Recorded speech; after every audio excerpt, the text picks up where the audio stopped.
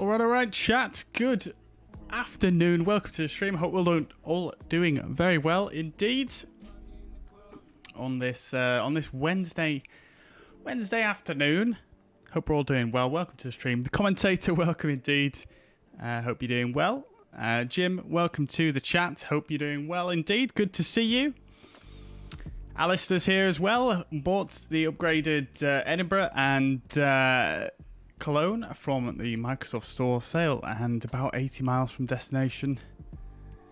Edinburgh is great view to the right out of 06. Yes, indeed. Yeah, we've flown out of Edinburgh a few times on the stream here. Yeah, it's always very nice departure from Edinburgh. Very nice indeed. Ray, welcome to the chat. Hope you're doing well. Good to see you. Welcome indeed. And of course, before we get any further, big shout out to all of the gold and platinum members on the channel. The commentator obviously here in the chat, as well as Alistair Knott, Mariner, Hallie, also Andy Ivy, Darren Perrett, Schutz, and Manacle Airways. Thank you very much for your continued support, guys. And obviously a big shout out to the silver members on the channel as well. I appreciate you all, and thank you so much for your continued support. Right then, guys, so we are here today with the PMDG 737-600. Obviously, this just came out this week. Yeah, actually caught me a little bit off guard. Well, actually, did it come out the weekend? I think it did, didn't it? But yeah, actually caught me a little bit off guard, this one, because of the price, really. Really impressed with the price on it, to be honest with you. So, yeah, initially I wasn't going to get this one, and I think a lot of people have said the same thing. You know, originally wouldn't have picked it up, but because of the price, I mean, it's got to be the best value aircraft in Microsoft Flight Simulator currently. So, yeah, I picked it up, and yeah, I mean, honestly, I've not really flown with it too much so far. But obviously it's very similar to the 737-700, which we already have in Microsoft Flight Simulator, but I think I just prefer the look of the 737-600 personally. I like the sort of stubby look that it has. It kind of reminds me of the 737 500s and 400s that Jet2 fly out of my local airport, Leeds Bradford Airport. And it doesn't have the winglets, which I just think is a really cool look, to be honest with you. It looks quite unique in this modern age of aviation where every aircraft has some form of winglet. So yeah, I'm a big fan of it, actually. Just purely based on looks. I've not really flown it too much yet. I did a couple of approaches a little bit earlier on today, but nothing really too in-depth. But yeah, I mean, it's obviously an aircraft that's not very widely flown anymore, and a lot of the airlines that did fly it no longer fly it, and there's only a small handful of airlines that still do fly it. So today we're going for a bit of a legacy airline, I suppose, an older airline from the UK, Flyglobespan. They operated in the UK for I don't know how long, a little while. They ceased trading though back in the mid 2000s, I think, the early 2000s, and yeah, they operated out of here in Edinburgh, and they also operated out of Glasgow initially, and then a few other places here and there. But yeah, they obviously flew a few 737-600s. They operated a few routes domestically with them, so that's what we're going to be doing today. We're going to be doing Edinburgh to London Stansted. So it should be pretty cool. Looking forward to it, and looking forward to getting back in the 737. So I do have FSLTL on as well today. As you guys may know, I am a tester for them, and it doesn't seem to be working too well with vPilot at the moment. As you can see, there's lots of generics around, which is unfortunate. But is that a player over there as well? Possibly is, yeah. Yeah, I mean, vPilot does actually scan for models now, but it doesn't seem to pick them up quite as well as AIG does. So, yeah, not Not too great there, but nevertheless, we're going to press on anyway. We can't really reboot the sim and put AIG on at this stage. I'm not really down for that. So we're going to continue on as we are here. However, before we get into the flight deck, as we normally do, let's jump over to the fuzz pad and we can have a look at the OFP, and we'll take it from there.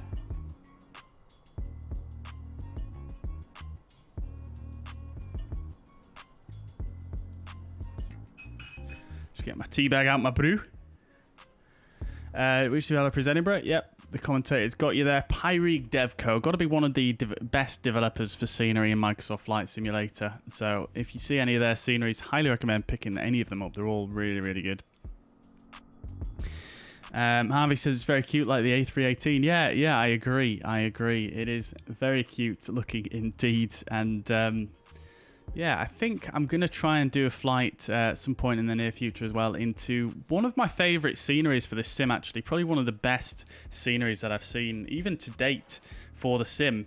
The Florence Peretola scenery by Gaia Simulations. And obviously only fairly small aircraft fly in there. This would probably be a good candidate for it. I do know that Austrian Airlines, they do a route between Vienna and that airport. So Austrian used to fly the 737-736. So yeah, I would say it would be a good candidate for that route. So we'll give that a try at some point in the near future.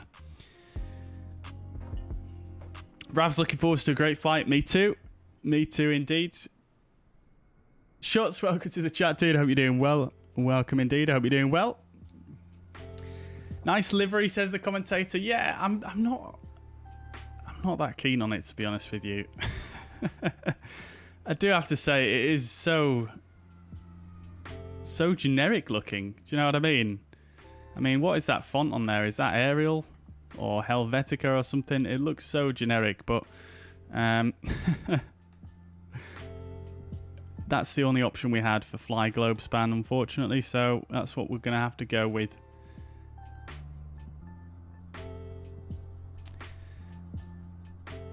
It's not bad though, is it? It is a little bit more colourful than some of these modern airlines that you get these days. I did spend a bit of time as well today setting up some slightly better views than what PMDG provide with the 737. Obviously, I've kept some of their original ones like these, but I've added in, of course, the nose wheel cam, the main landing gear cam, and a few other ones like the... I feel like that camera shouldn't be there, but nevertheless it is. We've got the elevator cam, we've got the rudder cam, and I feel like we're missing one. And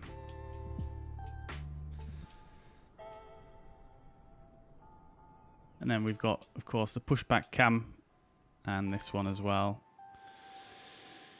So yeah. Right then, chat. So let's have a look at the OFP anyway before we go too much further. Like I said, we'll jump over to the fuzz pad. We'll take a look at that. Jim says, "Thank you for your AIG tutorial. Will it really help me out?" Absolute pleasure, dude. No worries at all. I'm glad it was helpful to you. It's done very well, that video. So I'm pleased. It's actually managed to help so many people. I know the AIG process, it is a bit of a pain to do. But yeah, glad it helped. And welcome. Shut says COVID at the minute, first time, but getting through it. Yeah, I hope it passes quickly, dude. I hope it's not too bad as well. I know some people get it very, very intense for a few days, and it's absolutely horrible. That was how it was for me, at least. Right, okay, so let's have a look at the OFP then before we get started. So, flight number for today, Yankee 2156, date 3rd of August, 2022. We're going from Edinburgh to Stansted in a Boeing 737-600, tail number Golf Charlie, Delta Romeo Alpha, and this flight plan was generated at 15:38 on today's date. ATC call sign is going to be Golf Sierra Mike 34 Alpha. Globespan 34 Alpha, in other words. Target off blocks time 16:35 Zulus, so in about just over half an hour, and then target on blocks time 17:56 today. So that's going to give us about an hour, just over an hour in the air. Cost index of 1.7, ground distance of 367 nautical miles. And we are going to have a slight headwind for today, a slight headwind of 30 knots. Takeoff weight is estimated at 54.9 tons, the landing weight 52.4 tons, and the zero fuel weight 49.3 tons is estimated today. We're going to have a bit of a play around with the PMDG ground services and see if we can get things to work out with regards to that. But nevertheless, we'll see how things work out. Alternate is Amsterdam. Cruising flight level today is initially flight levels 250 up until Elbus, and then we're going to do a big step climb up to flight level 390.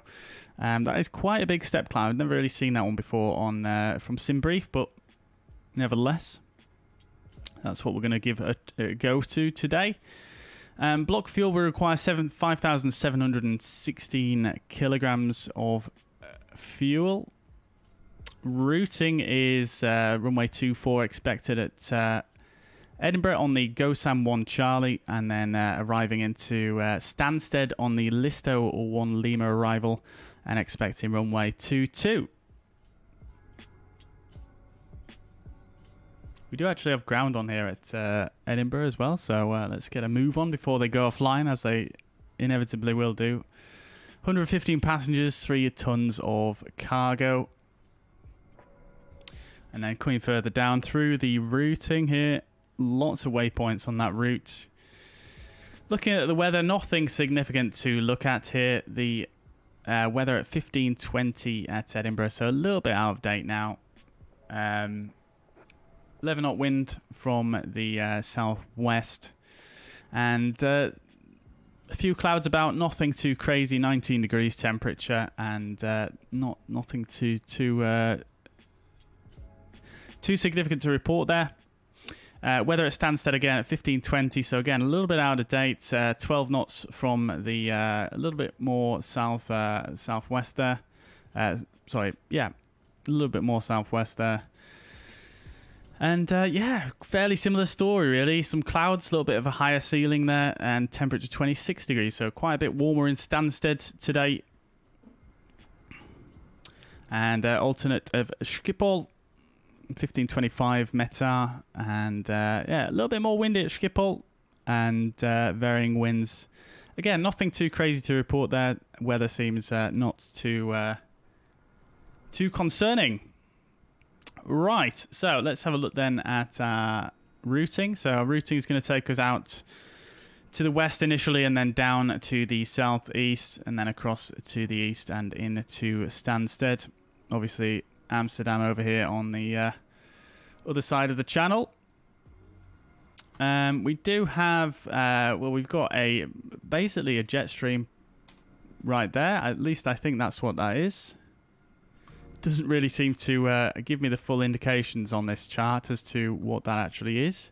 But nevertheless, nothing too crazy. You can see the wind kind of going up to the northeast there. So I would suspect that probably is a jet stream there. Although they do usually have sort of chevrons on like this, don't they? So I'm not sure. I'm not going to lose my sleep over that one, though. It's not really going to affect us. And then our profile for today coming up and back down. So there we go. Nothing too crazy weather-wise today. But we do have quite a few clouds around. So it should be nice and scenic here in Microsoft Flight Simulator. We'll brief the charts once we get a little bit closer to departure, but for now we'll start getting things set up. Let's just have another quick pan around here. Oh, I tell you what though, I think that I've messed up. I think I've messed up. Quite a lot of traffic here at Edinburgh at the moment. Love to see it. Unfortunately, the model matching is so terrible. I'm really, really sorry about that, guys. But one thing I've just realised is I've forgotten to disable real taxiways for Stansted. So hopefully we don't have too many issues with the terrain there. I'm going to be flying the right-hand seat today, and I've adjusted my my camera angles and such like, so that it's all from the right here. So looking forward to that. First time we've done that in 737. Obviously we do that a lot in the Phoenix. Right. Okay. One question though is, can we go through here yet? No, we can't. We still can't open the door either, unfortunately. But I do feel like the general texturing in here, it does look like they've upped the game a little bit of PMDG. I know obviously it's pretty much the same flight deck as the 700, but I haven't flown that in a while, so this may all be applicable to that as well. So, yes, I do need to do that though. Right. Okay, cool. So let's get this puppy fired up then. I'm going to turn the volume down a bit, and we'll get cracking on. So, right. Get the battery on. And let's see. We do not have ground power currently. We've just got battery power. So I'm going to go ahead and just request some ground power straight away. So we'll come to the FMC here. Ground services will request the ground power carts. What we'll also do as well, whilst we are here, is we shall request the passenger bus, so that's ready to go once we need it. And we'll also request the baggage loaders as well. And the carts for said baggage. Right. We've got ground power now. Turn that on. Lovely stuff. Okay. Let's run through some flows then real quick. So we'll get the IRSs to nav.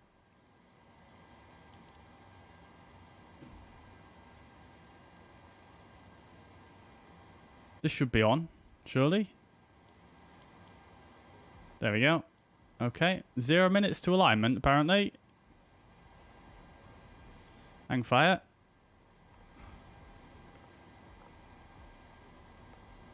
Oh, it's on fast. Why would it be on that? Why would it be on that by default? That's a bit upsetting.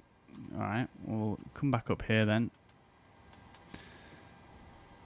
We'll turn them off. We'll just give it a minute.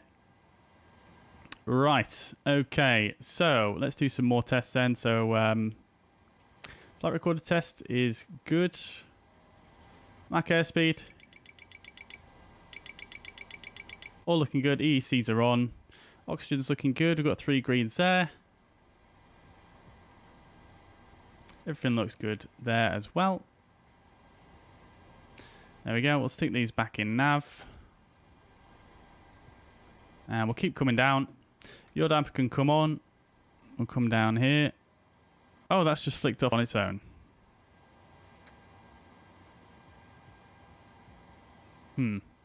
I have had some interesting stuff with this aircraft so far. I've had a few failures trigger without me even having them turned on. So, interested to see what happens there. Coming further down, everything looks good. We'll leave the fuel pumps off for now. We can check the crossfeeds. That looks good. Everything's fine there. Keeping on coming down. Get some brightness up here and up here. Get the emergency exit lights on. Seat belts can stay off for now. We're not actually fueled up yet. Test the attend button, which does work. Window heat can come on. We can overheat power test that. All looks good there. Right. Okay. So probe heat can stay off as well. This test should really be done with, obviously, these turned off as well, surely.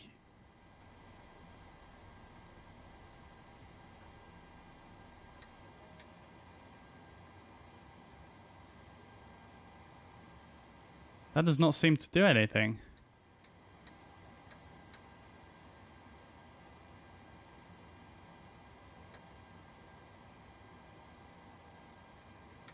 Interesting. Okay, we carry on. We'll turn the electric hydraulic pumps on. Keep it on coming down. Cockpit voice recorder is good. This is still low pressure. That's interesting. We'll have a look at that in a second. Everything looks good here. Packs can go to auto. Isolation valve in auto as well.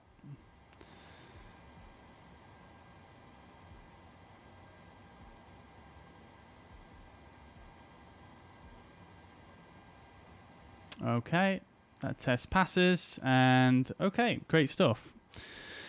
Right, alright. We'll set our altitude already. We might as well set that to 390, and we'll go ahead and turn the nav lights on, which they already are. We'll turn the logo lights on because it's a bit dim here in Edinburgh at the moment, and everything else looks good up there. Right, so we've still got that low pressure light lit up. 6 minutes to alignment. Can we do a stall warning test yet? We can. All looking good there. And number 1 as well. Okay, all looking good there. Fantastic. Lovely. Right then. So, moving further down then. MCP will do a little bit later on. What I will do though is I'll come down here and just turn a bit of my brightness up. Right there. And we'll do the same over on this side. Cool. Right, alright. We'll test the annunciator lights. This seems... I've never noticed this before. Is this a new... This new? I've literally never noticed that before, but I've never flown from this side, so that could be also a thing.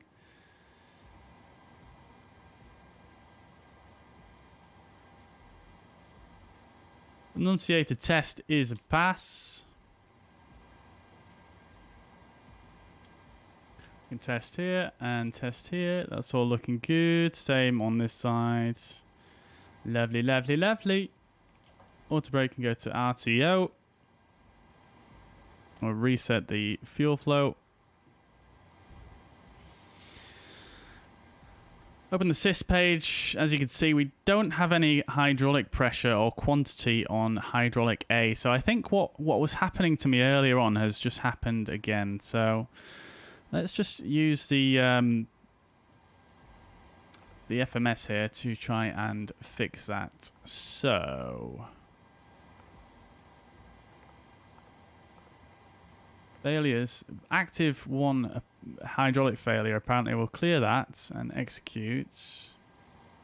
Now that's not going to refill the hydraulic reservoir, is it? So we'll have to go to hydraulics, maintenance, and we'll just service that. And there we go. Hydraulic quantity is back up. I'm really not sure why that keeps happening on its own, because if you look here on the failures, not on failures, sorry, if we go back to options, simulation, service-based failures are off, so that's not going to really occur. And then random, obviously we've not triggered, service-based failures are off. So yeah, really not sure why that keeps happening. Very bizarre. Right, GPWS test.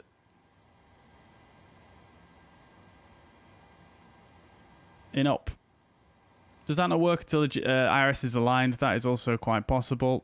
Nav data is out of date. Unfortunately, Navigraph don't have an updated nav data for this aircraft yet, so we're going to have to leave that. Reference airport is Echo Golf Papa Hotel. We're at stand 8. And we'll use the GPS position, however, for the IRS. So we'll set that. How long have we got till alignment? 3 minutes. Okay, cool. So we carry on. Everything looks good there. We could do a test of the overheat detection.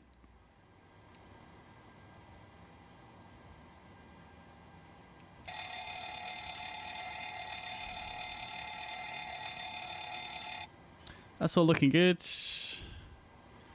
And the squibs as well. They're all looking good. That should snap back on its own. Going further down, we'll test the cargo. Overheat as well. That all looks good. Great stuff. Okay, so in terms of setting up the radios, I will want to have this set to 2. Now then, how is that going to interface with the vPilot? Let's just check that. I think it might just be this side that it works on.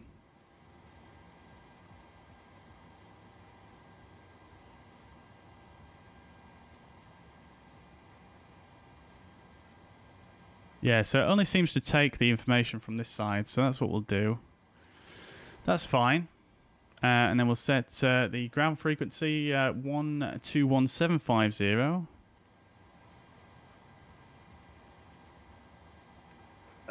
Speedbird 317, sorry, patch your message. 1228 can go in the standby. Is it okay if we take the same flight plan as before, but with regards to someone try departure, we can go directly to... Cool. Transponder we can set to 2000 for now. If possible. Okay, we'll see what we can... And we'll put that on standby. I'm not sure why that's on by default. Right, okay, fair enough. Right, we'll get this panel brightness turned up as well. Lovely stuff. All right. Cool. Right, all right. Let's just check overhead as well. So the hydraulics are actually pressurized now. That looks good. Cool. Let's see how the... Excuse me, let's see how the ground services are doing. Have they arrived?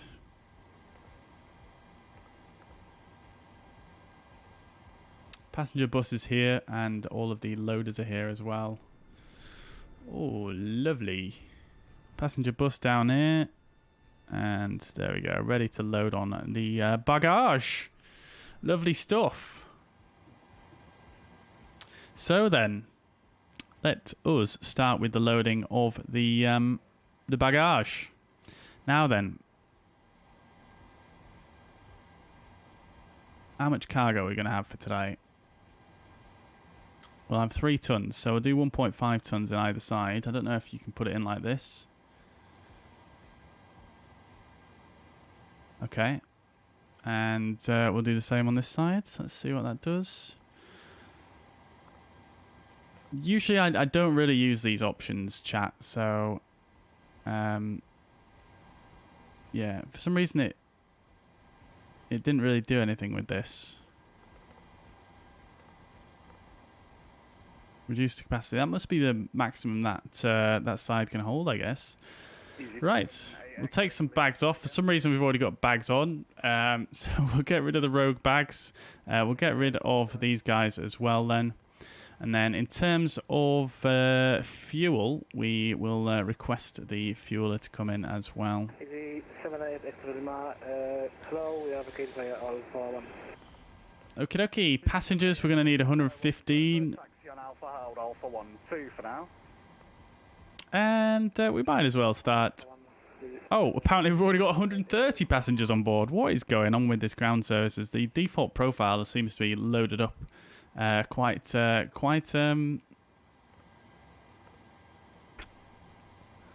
well, let's say. What is a fuzz pad? Exclamation point fuzz pad in the chat, but it will essentially just show my second monitor. Right. Speedbird 317, patch your message. If I send you a road for our flight, it's not the one... We'll turn the fuel pumps on now as well. With the same one that you gave me. Can you be able to just read through that and see if that's okay? Cool. Right, we continue then. So we're going from Echo Golf Papa Hotel Did I export my sim brief, Jobby? Nothing further, monitor Unicom 122 decimal 8 for you. 122 decimal 8, Ryanair 1 Victor Victor, cheers. Right, we should be able to... Tower could come on very shortly, so may get a ping off him. That's got to be, thanks. So we should be able to do a bit of this. Speedbird 317, yeah, that's the full route, you can take that. Roger that, thanks. Right, let's request a flight plan. Okay, I've not done that right, so it's going to be Echo Golf. It's been a while since I've done this. That should do it. Invalid entry, apparently. Okay. Huh. Strange. 78 X-ray Lima, Taxi Alpha Lima. Oh, I might have the wrong path set up. Yes, I do. Okay.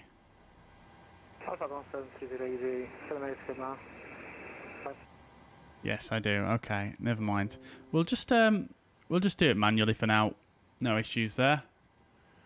Cool. All right, so let's just do the departure initially. Runway 24 and the GoSam 1 Charlie is what we're expecting. We're going to go from GoSam on the P600 to Fennec. Then from Fennec, we're going to go Lima 612 to Elbus. And then from Elbus, we're going to take Uniform Lima 612 is it okay if we... to Listo, and that's going to take us on to the arrival. Yeah, no worries. Potentially just look, see if I've logged off, because you might have to just go to tower. So Listo 1 Lima onto the ILS for 22. Thanks so much.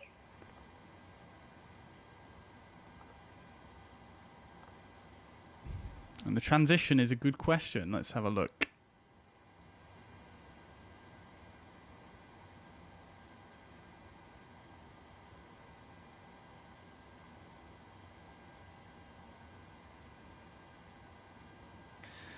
It's going to be Laurel. Okay, cool. So let's have a look. That looks pretty good. Activate and execute. Perfect. Let's do that next. So we're going to look at cost index of 17. Reserve is going to be 2.5 tons. Zero fuel weights. We don't actually know. We do know that actually. We should be able to go 49.3. And then fuel on board is 11.5 tons.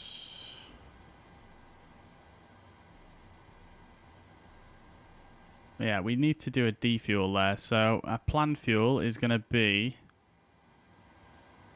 5.7. We'll stick that in the planned box. And cruising flight level initially is going to be flight level 250. And then we're going to step up to 390. Now, in terms of the cruising flight level, I'm always a bit in the in the Boeings. I never know whether you would put in the top cruise or the stepped cruise. So let's just put in the step cruise. That makes the most amount of sense to me. So flight level 390, and then the top of climb, which is going to be.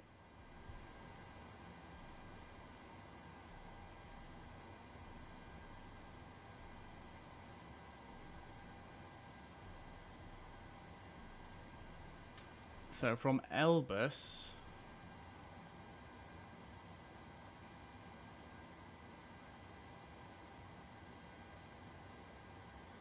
it doesn't actually have a the top of climb fix on the flight plan because of this step. So what we'll do is we'll put in 250.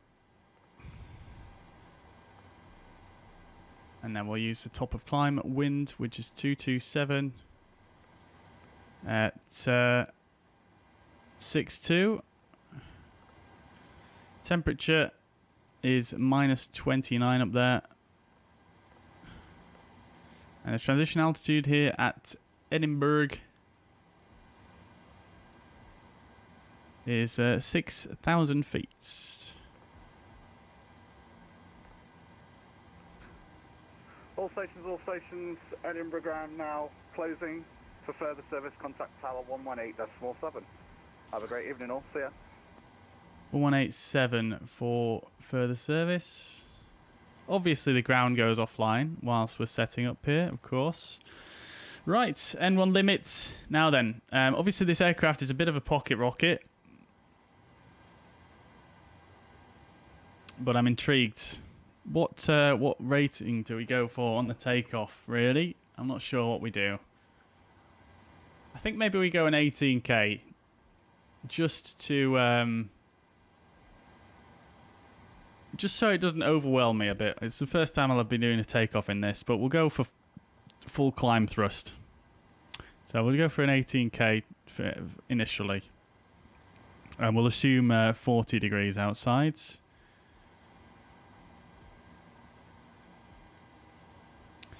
Right. So, takeoff page. Now, our gross weight isn't final yet, really, is it? So, let's just check how the ground services are doing. So, let's see. Right, the fuel truck is here. Let's see. There he is. Lovely stuff.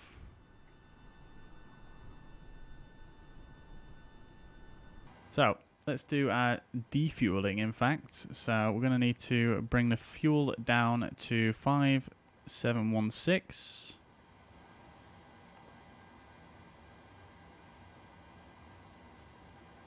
Ah. Can we not do a defuel with the fuel truck? It just has to... We can only refuel. Okay, I guess we'll just have to send him on his merry way then. Passengers are boarded. We'll release the passenger bus, and we can release the loaders as well.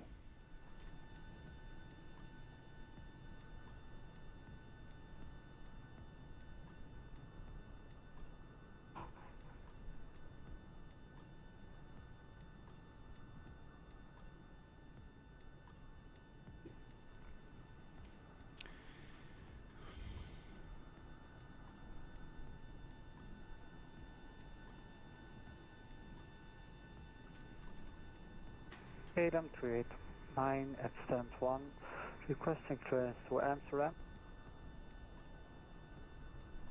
Kelvin 389, Edinburgh Tower, good evening, report your aircraft type.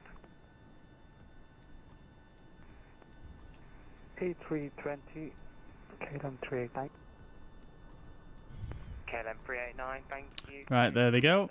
Tower 6 Charlie departure, squawk 0475.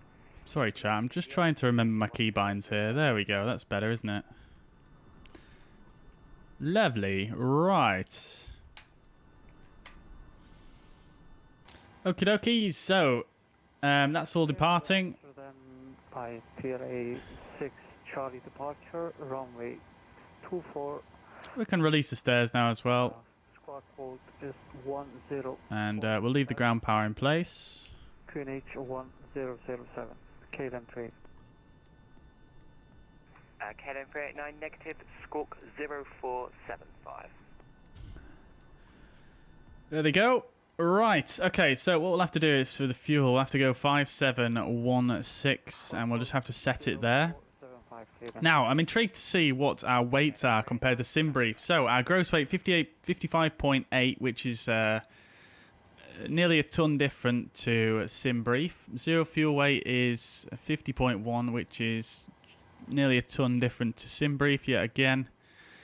So I'm not sure exactly where it's gone wrong there, but I'm not going to spend time trying to work it out now. It's not a huge deal. Let's see what happens here. So we've got 115 in economy and just under 3 tons of cargo, which is what we had on the plan, which is amounting to those figures. Interesting. Okay, well, I'm just going to roll with that.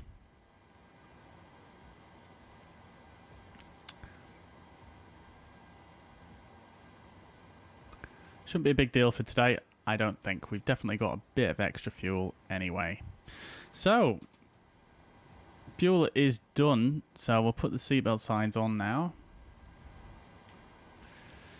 And we'll continue with the FMC. So perf inits, we need to just remove the plan fuel figure from here. So we'll remove that, and we're going to get all the proper figures there.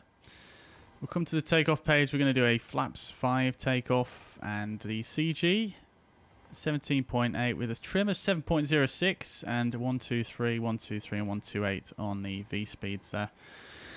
So we'll go ahead and set the trim now as well. So 7.06.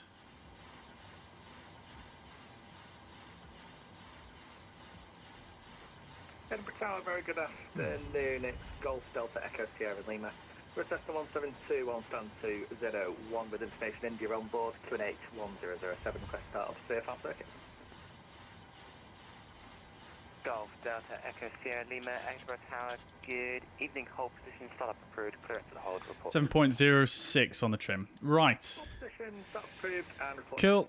Clearance to the hold, Golf Delta Echo Sierra Lima. Okie dokie. So.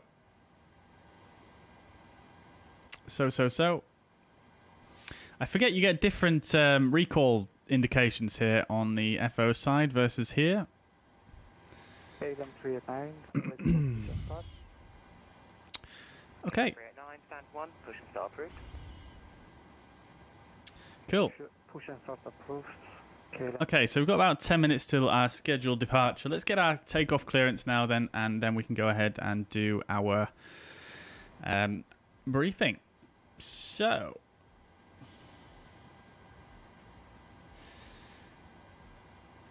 get the ATIS. ATIS is in the information India. Need to remember my call sign is Globespan.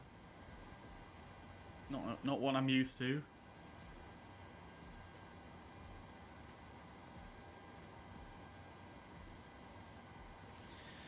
Globespan 34 Alpha, and we're Boeing at 736. We're at stand 8. Golf Delta Echo Sierra Lima, ready for taxi. India and the QNH Taxi 1007. runway 24 via Papa Alpha Charlie. Taxi, Honda Point Charlie 1, runway 24 via Papa Alpha Charlie, Golf Sierra Lima. Right, going to take a quick look at the chart here for our departure, just on my other screen. We'll obviously brief it momentarily. I'm just going to check for any initial climb clearances or anything, what he might give us. Could be 6,000. Let's go, Sam. We're expecting runway 24.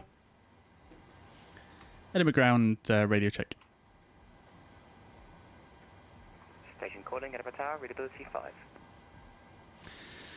Edinburgh ground, thank you very much. Globespan 34 Alpha, type Boeing 736, stand 8, information India, QNH 1007, request clearance to Stansted. Globespan 34 Alpha, just report again your stand number. That's stand 8. Globespan 34 Alpha, thank you, cleared to Stansted, Gotham 1 Charlie departure, squawk 0271. Cleared to Stansted, Gotham 1 Charlie, squawk 0271, Globespan 34 Alpha. Globespan 34 Alpha, read that correct.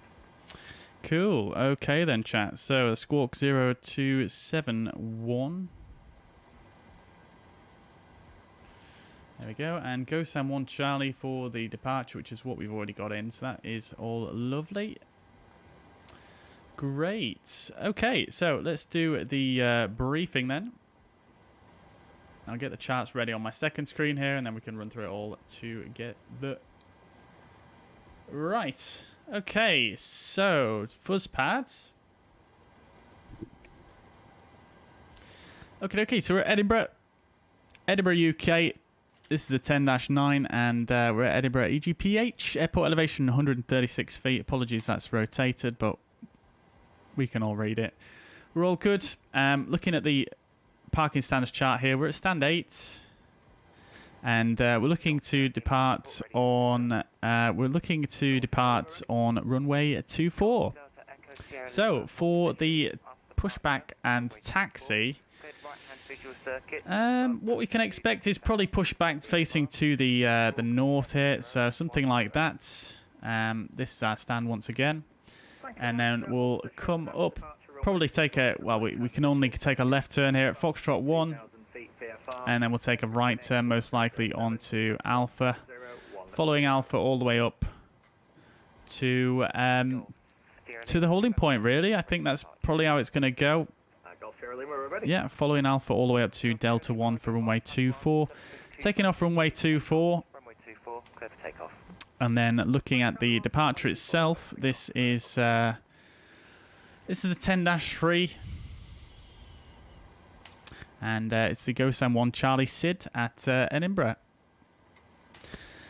Transition altitude 6,000 feet. Preferential noise routes. Noise preferential routes terminate 6,000.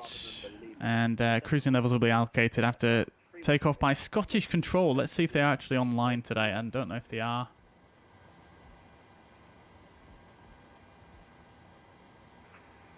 They are not. Report call sign, Signature, that's to Scottish Control who aren't online, so that's fine. We'll carry on. So GoSam 1 Charlie, this is for jet aircraft only, and max speed is 250 below flight level 100, unless otherwise authorised. So, looking at the departure itself, we're departing off runway 24, which is this way. So we're going to initially fly runway track inbound to the Edinburgh NDB Uniform Whiskey 368. At that point, we do need to be between flight level altitude is 2,300 feet and 6,000 feet. That is also identified by 4.5 DME from India Tango Hotel, which is the localizer DME for Edinburgh. We're then going to take a slight bearing right, 262 track for 5 miles out to India, 9.5 miles India Tango Hotel, between altitudes 4,500 and 6,000 feet. And then another 5 miles on the same track out to 14 miles from India Tango Hotel. We want to be at required altitude of 6,000 feet. And then we're going to continue on the very same track for another 10 miles out to Mavix, identified by Tango Romeo November. Is that the Trent? Or no, that's not Trent, is it? Trent is way far away from here. Identified by the 039 radial and DME 40 from the Tango Romeo November VOR. We do have a little number 1 next to that in a box, which I haven't seen before. Let's see. So max altitude is 6,000 feet, but I expect ATC clearance to cross Mavix, GoSam 1 Charlie, or Cumbo at or above flight level 100. So we can expect probably some clearance, so that we're going to be passing this above flight level 100. So probably as we pass one of these two fixes, we should get a climb clearance up to 10,000 or above. Roger, report final, runway 24, number 1. And then we're going to take a left turn to intercept the 037 radial there. To GoSam, 6,000 feet is the required altitude there, but again, once we should have a additional climb clearance, as has already been explained. So that is it for the departure. Not too complicated. I do much prefer this departure here of 06, coming out this way, flying over the estuary here. We get to see the nice bridges, but never mind, we can't have it all the time, can we? Let's just have a quick look on here with regards to the airport information. So NADP2, so thrust reduction acceleration over 800 feet or above the aerodrome, so that's fine. And then the engine failure, acceleration altitude 2,100 feet, and the engine out SID is to climb on runway track 25 miles and hold, so nothing too complex there. Right, okay, so let's just make sure we've got everything set up correctly for the departure in, in the flight deck. Right, so initial climb is 6,000, that is the stop altitude. Runway heading is the initial heading, which is going to be 241 degrees. I think PMDG have really nailed the speed of the actual knobs in this aircraft. I really do enjoy that. Foxtrot, Roger, Squawk 0431, Edinburgh QNH 1007. Right, and then we're going to head out towards the Uniform Whiskey, the Edinburgh NDB. We don't need to put anything in for that. I don't think we need to really tune that one. But what we can tune is the localizer. We can tune the localizer on 108.9. November 525 Foxtrot. That's in there. And that's just going to give us a DME there. We don't need to worry about setting the course necessarily with regards to that. And then what we can also do on the left hand side is we've got the Tango Romeo November VOR, which we're going to intercept later on 117.5. And the course we're going to need for that is the 037. So we'll set that over here.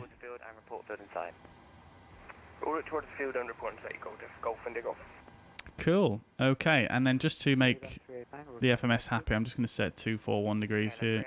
Taxi holding point Delta 1, runway 24 by Echo Alpha.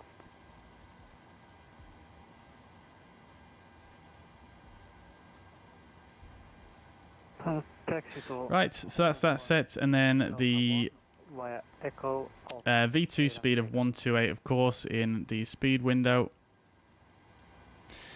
We'll arm LNAV as well for the departure. We'll obviously turn the flight directors on first, making sure we turn the right-hand side flight director on for the master, as we are flying on the right-hand side today. So that'll do it, I think. Right. Okay, we'll make sure we've got the traffic display on the NDs here, and the QNH 1007. We need to set that. That is set 1, 2, and 3 times. Lovely stuff. Okay, cool. Right, alright. That's looking a bit funky, isn't it? Let's just check a couple of things here. So, 2,300 or above, 4,500 or above, 6,000, 6,000, 6,000. That all looks fine there for the departure.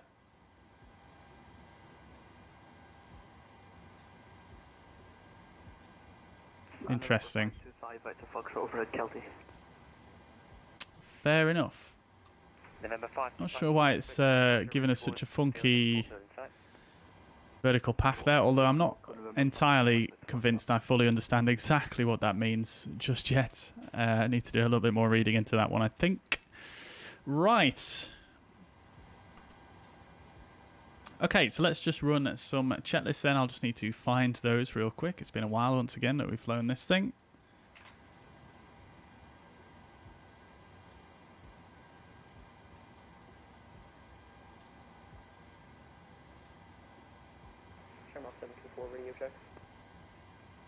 Shamrock 724, Edinburgh Tower, readability 5. Bear with me, chats. November 525. Do have the QRH for the 737 on another monitor here. A Piper PA38, last reported overhead, Polmont. Right, okay, let's see. We have a draft in sight, November 525 at Foxtrot. Let's see. Traffic information is a... Alice has got COVID as well. Well, I wish you guys both the best. I hope you have a swift recovery. Sorry to hear that you've got it. It is a bit of a pain, isn't it? Oh, look at that. A few passengers inside. I forget there's a really nice interior on this scenery. Sorry, Golf India Golf. Remain north of the 4 WH Smith, ignore the blurriness. It's all going to come good in a second. There we go. Love to see it. Traffic information is a Cessna 172, right downwind in the circuit, reporting site. Alcohol November 525 at Foxtrot. Golf Sierra Lima, lay it down when touch and go. It doesn't look like it's raining in Edinburgh at the moment. No, Rab. Not at the moment. Report final 241. Traffic inside November 525 at Foxtrot. Yeah, the zooming on this drone camera is so fickle when you get to high zoom levels. There we go. Maybe we zoom out just a bit as well. There we go. I don't report right down with noise 24 November 525 at Foxtrot. Mariner, welcome to the chat, dude. Hope you're doing well. Welcome indeed. Welcome, welcome, welcome. Fuzzpad my own add-on? No, it's not, Jim. No, it's just literally it's just displaying my second monitor. If you put exclamation point Fuzzpad in the chat. Am I doing the return? Says Mariner. I'm not sure yet. Depends how long it takes me to do this one. Rab cycled over the bridges last week. Very good, dude. How was it? What was the weather like? Blackboard website is awesome. Never knew about it. Yeah, it really is. It's really, really nifty, isn't it? I really do enjoy it. 240 degrees, 11 knots, runway 24, clear touch and go. Which reminds me, in fact, something we can do as well. Just to have, we can go Echo Golf Papa Hotel 24. Not sure if that's actually going to work. It's not. Left hand order, slow advice, Golf. Correction, November 525 at Foxtrot. That must be an Airbus thing. You can only put the runway like that. Interesting. Okay, I think that's Turkey 1881, Edinburgh Tower, continue approach, runway 24. So, what would you do then? Let's see. If we had an engine out, a little bit of additional information we could put in here. Shamrock 724, standby, number 1 for clearance. Yeah, I'm not actually sure what you'd do. Because in an Airbus, you would obviously put in the runway threshold, wouldn't you? And then add the mileage on. And then you would have your fix out there at 25 miles, but you can't do that here, so... Golf into Golf, Roger. Number 525, Victor Foxtrot, traffic information... Let's leave that for now. We're already late anyway. So... On a 8-mile final, runway 24, reporting site. Got the traffic inside November 525. Let's see. Mariner says, how do you get the flight path, the vertical profile? So you just press on the EFIS control panel here. Caution, wake turbulence. Just press the center here to bring up the compass rose, and then press it again, and it will show you the vertical path there.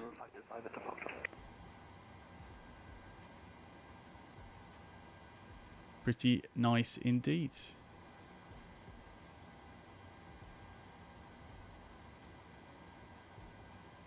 Turkish 1881, traffic information is a Viper jet, late right downwind, runway 24, and a Cessna 172. Right. Crosswind, surface wind. NPS Gaming, good evening. Welcome indeed. Hope you're doing well. 240 degrees, 11 knots, runway 24. Hope you're doing good indeed. Sweden, the nickname of the 737-600 is Grease and Pig. I can see that. Runway 24, I can see that. Definitely see that. We'll report that traffic and take off and Golf. Golf Sierra Lima, traffic information is a Piper PA38, forming left-hand orbit just north of the Fourth Road Bridge. Perfect weather last week. Cycled right up the East Coast. Very good, Rab. Very good. Love to see it. How long did it take you in total, the ride?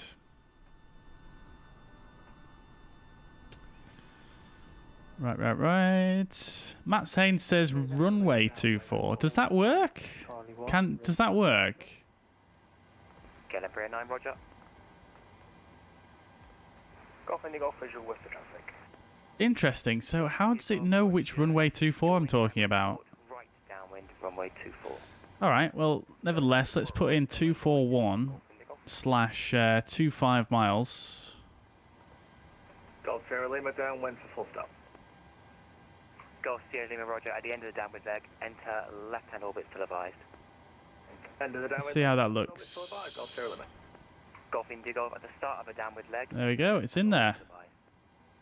I mean, in fact, what we'd probably want to do is we'd probably actually want runway 06, not 24.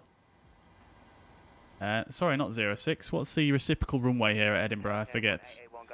Say again, go around, acknowledge. It is 06.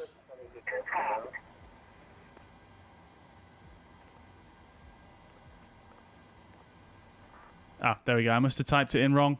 So runway 06, and then we would want the 241 and 25 miles.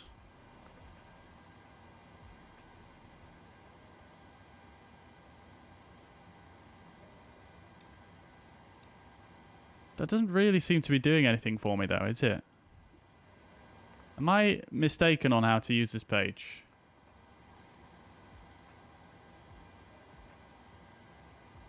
Golf Sierra Lima, traffic information is a Viper jet on final runway 24 reporting site.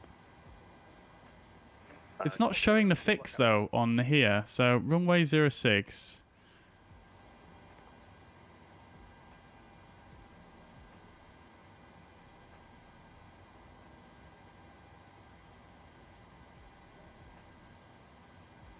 Is this really working for me? Because it says runway 06 is 043 is on the 043 radial at 3,905 miles away from me.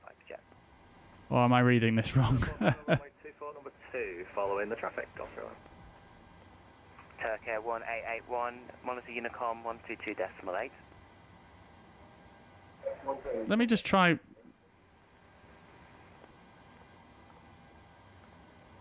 Is it like this, chat? Request radio check. Surely not. No.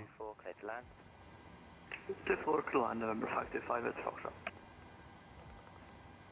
Interesting. Apologies for delay. Cleared to Cork by the Gotham 1 Charlie departure. Squawk 46. Because if we put in, what's this one here? Uniform Whiskey November Bravo. Squawk 4667, Shamrock 724. Shamrock 724, read back correct. That's got it circled there. And then we can put in our radial of 241 and 25 miles. And that's going to show that up nicely for me. So runway 06 is not working. And as you, yeah, so that's right. I was reading that correctly. So if I put in runway 06, that's choosing runway 06 somewhere totally different in the world. Hello, Ryanair 9 Golf Foxtrot, request radio check. So I don't know what's going on there. However, Uniform Whiskey November Bravo seems to actually work quite well. It is on... Sun 20 with standby. I mean, it's not perfect, is it? But it's better than nothing, I suppose. 37700, request clearance, send Dublin, please. Right, Golf Foxtrot, Roger, standby, number 1 for clearance. Roger. Yeah, so if I put in runway 24, it's choosing runway 24, which is on the radial 260 from my current position, and 901 miles away. So I don't know how you get it to choose a more close runway. Nevertheless, I think we're going to go with that for now. That should not be a big deal for us. And let's just double check the thrust reduction acceleration altitude. I did not actually check that. Golf Sierra Lima, Roger, continue approach runway 24. Continue 24, Golf Sierra Lima. 1,500, that's fine. Golf Whiskey off. Engine out acceleration. 145, parked at signature with Juliet. Should actually be a bit higher for this departure. Golf Whiskey off Juliet, So it should be 2,100 feet above 2,100 feet. We're currently at 100 feet, so we're going to put in 2,000 feet. Right.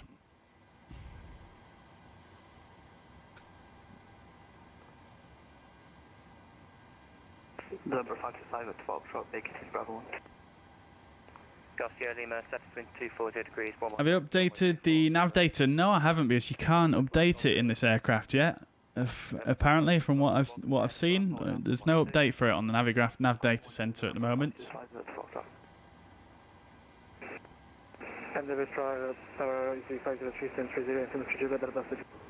Right then, chat, let's get moving because I've been waffling on for a while here. Let's close off the sys page here. Let's get ready to go, shall we? Ryanair 9 Golf Foxtrot, ready to copy? Ready to copy, Ryanair 9 Golf Foxtrot. Right, so let's get the APU fired up. departure, Squawk 2. I do love the animations on these buttons. I feel like PMDG have properly nailed that stuff. 2061 on the squawk, running off Golf Foxtrot. Right. Okie dokies. So, let's do some checklist. Pre-flight, gear pins and covers are removed. Dispatch and maintenance releases checked. Oxygen is tested. Well, it's not, but there we go. And behind us, there should be one somewhere over Yondersville. There it is. Oxygen is tested. Nav transfer and display switches are normal and in auto. Window heat is on. Pressurization mode selector is in auto. Flight instruments heading 150 and altimeter 1007 at 100 feet. Parking brake is not set. We'll do that now. Don't know why it's not set by default. I suppose that does make sense though when you're on chocks. Engine start levers are in cut-off. Pre-flight checklist is complete. Right, before start checklist, flight deck door is closed and locked. Fuel is 5.6 tons, 5.7 tons, and the pumps are on. Passenger signs are on. Windows are locked. Can't actually open them in this add-on anyway. MCP V2 128 heading 241, altitude 6,000 feet. Takeoff speeds are 2323 and 28. CDU pre-flight is completed. Rudder and aileron trim is 3 and 0. Taxi and takeoff briefing is completed. Anti-collision light is on. Before takeoff checklist is complete. Right. APU is fired up now. Lovely stuff. Let's get the APU bleed on. And we'll just check the generator is good, which it is. So we'll get it on the bus. We'll get the ground power on his way. And we'll get them to release the chocks as well. Lovely. Golf Kilo Alpha, read back correct. Golf Kilo Alpha, is that signature QNH1007, request taxi. Golf Kilo Alpha, taxi. I do like the lighting on the PMDG as well. It feels like the brightness of the lights is very good. Excuse me. Got a little GA coming in the background there. Love to see it.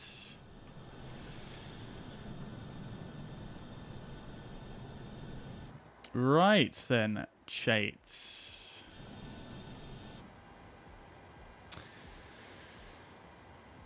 Globespan 3-4 Alpha stand 8. Request push and start. Globespan 3-4 Alpha stand 8. Push and start approved. Face east. Push and start approved. Phase east. Globespan 3-4 Alpha. Right. So as expected. Is a Piper PA38 right crosswind, surface wind 240 degrees, 11 knots, runway. We're going to face to the east, which is where we expected. So I've missed this add-on, but we're going to be able to use it today. So love to see it. Traffic information is a Cessna 172 departing runway 24. And we're going to go to the east, which is roughly this direction. We have that traffic on runway Golf and Golf.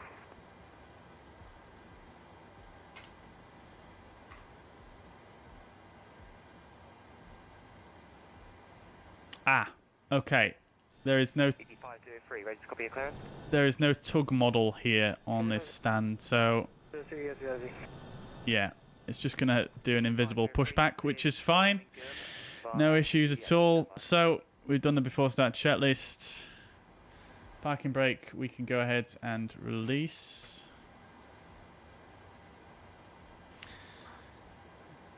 Is it gonna do the lift simulation? Is it even gonna work at all?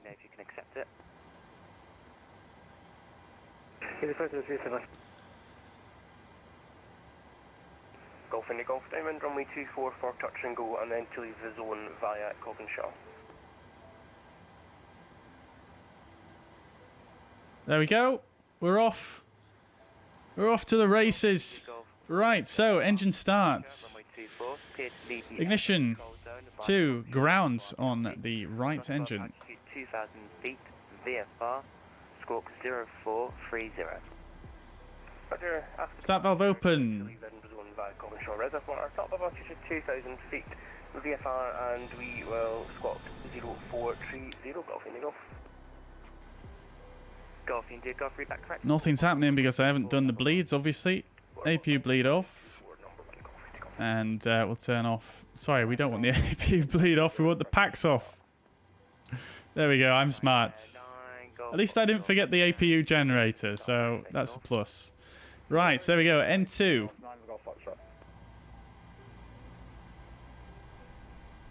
8503, accept the route first. 8503. 25%. We'll start the fuel flow. Golf Lima Yankee, report overhead Kelsey. Report overhead, Golf Lima Yankee. Light off. Shamrock 724, request push and start. N1's coming up. Shamrock 724, stand free, push and start approved. Push and start approved, stand free. Right, looks like the pushback has stopped there. So, Cleared Birmingham, Gotham 1 Charlie departure. parking brake is set. Do we need to send him on his way? No, he's going to go on his own. Start has tripped off. 503, be back correct. Let's just check the parking brake is set. It is. Lovely stuff. Right, start has tripped off. Edinburgh Tower, Golf. Left engine starts. Stand by. Love these wings without a winglet on it. Very nice indeed. N2. 40 degrees, 11 knots, runway 24, clear touch and go. Runway 24, clear touch and go, Golf, India Golf. Golf, Echo Golf, Yankee Mike, Edinburgh Tower, readability 5. 25%. Start the fuel flow. Edinburgh Tower, Shamrock 724. Which way do you want us taking for the push and start? Shamrock 724, facing north. Light off. Facing north, Shamrock 724. N1. 8503, also we are ready for push and start from 20. 80. ED 503, stand 30, push and start approved, face north. Right now, for suppose, 8503. Golf Kilo Alpha, taxi holding point Charlie 1 via Lima and Charlie. Leave it, Charlie. Charlie 1, Golf Kilo Alpha. Lovely stuff. Okie dokie, starter's tripped off. That's 2 good engine starts there. Turkey 181, I'll set the flaps to 5. Let's see if I've got my axis position correct on that one. Clearly not. There's flaps 5. Golf Kilo Alpha ready for departure on reaching. Golf Kilo Alpha, roger. Oh, I feel like they've updated the sounds on that, on the flaps. Right. Okie dokie. Golf Kilo Alpha, via Charlie 1, line up runway 24. Gen 1 24 Golf Kilo Alpha. and Gen 2. Let's get them on the bus. Get the APU off now. And get the packs back on. And the APU bleed off. We'll get the Pro Pete on as well. Oh, they are nice sounds in this PMDG though, I do have to say. Transponder can go to alt off. Before taxi checklist, generators are on, Pro Pete is on, anti-ice is not required, isolation valve is in auto. Engine start switches can go to continuous, recall is checked. And checked. I do feel like we're missing a bit of lighting. Have I missed one of the lighting knobs? Golf India Golf, report overhead Cobbleshore Reservoir. Report overhead Cobbleshore Reservoir, Golf India Golf. No, I don't think I have. I think it's just the lighting. Auto brake, RTO. Engine start levers are in the idle detents. Flight controls. We'll do a check on those. Golf Kilo Alpha looking clear takeoff runway 24.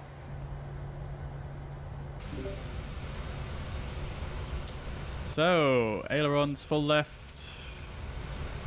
full right, And back to neutral. Elevators full up, full down, and back to neutral. Rudders full left, full right, and back to neutral.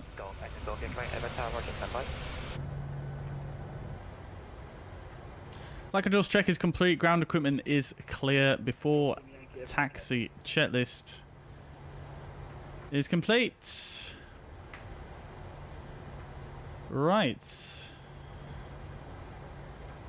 I feel like I've forgotten something, but I don't think I have.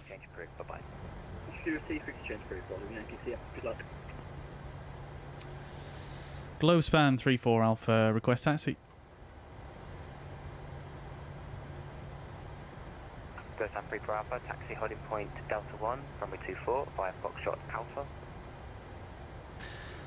Taxi 2, holding point Delta 1, runway 24 via Foxtrot and Alpha, Globespan 34 Alpha. Okay, so that is the taxi that we expected, so releasing the parking brake. Let's get underway. 1531 Edinburgh Tower. Continue approach runway 24. Wow, Edinburgh looks so good. This scenery, so good. Turkey 1881, surface winds 230 degrees, 11 knots, runway 24, clear to land.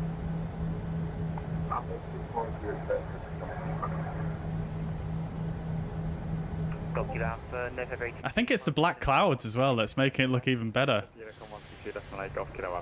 Right, brake check. That's good. Takeoff config test. We are good as well. Oh, the spool up very quick there. To confirm it's holding point Alpha 14. Alpha 14, show us 724. Right then, chats. Ryanair 4 Sierra Echo cleared Gothenburg, Tower 6 Charlie departure, squawk 5663. Cleared Gothenburg, Tower 6 Charlie 5663, Ryanair 4 Sierra Echo, is that correct?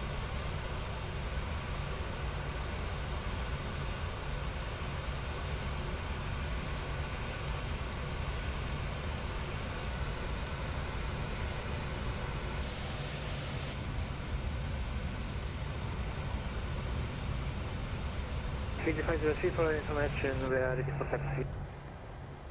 Now we are waiting for the traffic. 8503, roger, hold position. Hold it position, 8503.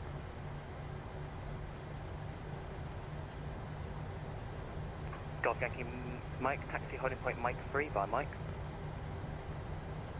The taxiing does feel good, but it does feel similar to the 700 in terms of that's that sort of snappy sort of feeling, but it does feel a bit more improved since I last flew that one. Right. Okay, so for departure, we're going to continue straight ahead until the Edinburgh NDB. We're going to take a right turn and then climbing straight ahead to 6,000. 230 degrees, 11 knots. Mavics, up to Mavics, and then left turn out to Gotham. Engine out procedure is continue straight ahead to 25 miles and hold. Takeoff, we're going to use LNAV only. And then at the acceleration altitude of 1,500 feet AGL, we are going to bug up. Retract the flaps on schedule and accelerate to our clean speeds. We'll then activate VNAV, which I've got mapped to my controller here. And probably go to AP2 or Command B. Got an aircraft coming in for a landing there. Looks like some kind of, what is that? Turkey 1881, welcome to Edinburgh, taxi left Alpha, hold Alpha 12. I don't know. Chat, I will catch up with your messages once we get underway here. I'm just very conscious that we've taken forever to get set up. Alright, so before takeoff checklist, flaps are 5, green light, stabilizer trim 7.03 units, something like that, before takeoff checklist complete.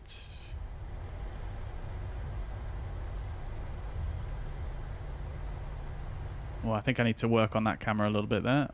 Delta 1 just coming up there on our left. Globespan 3 for Alpha via Delta 1, line up runway 24. Alright, Delta 1, line up 2-4, Globespan 3 for Alpha.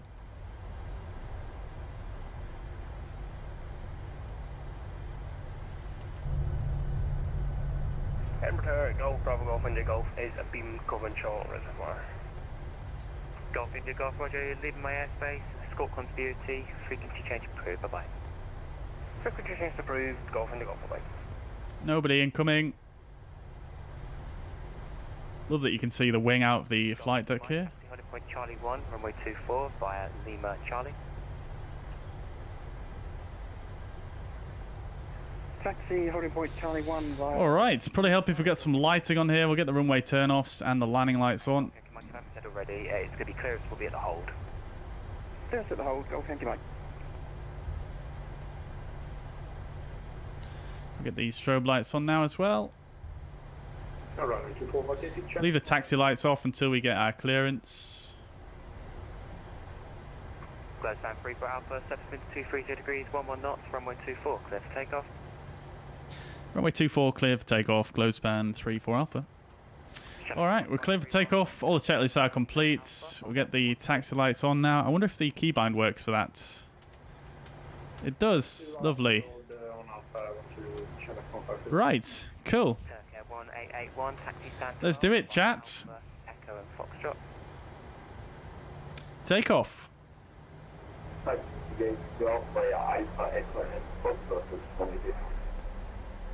99 Golf, Foxtrot, Time request taxi. departing Boeing 737. Engines are looking stable. 24 behind. Toga. Mind allowing Boeing 737 by... Oh dear. Auto thrust, please. Forgot about that one. N1 Toga. 99 Golf, Foxtrot, request taxi.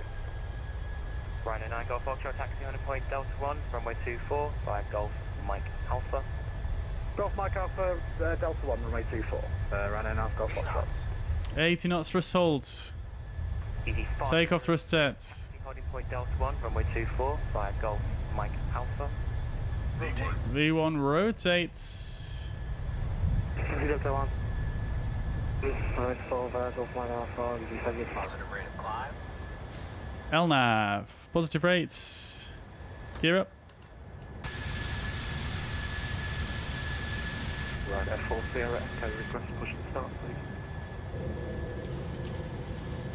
Stand by, break, Shanix 1531, taxi Alpha, Lima, hold Lima 2. By Alpha, Lima, hold to Lima 2, Shanix 151. Globespan 3 for Alpha, nothing further, monitor Unicom, 122.8, bye-bye. N1. 1228. It's Globespan 3 for Alpha. Thank you very much. Bye bye. Alright, let's bug up.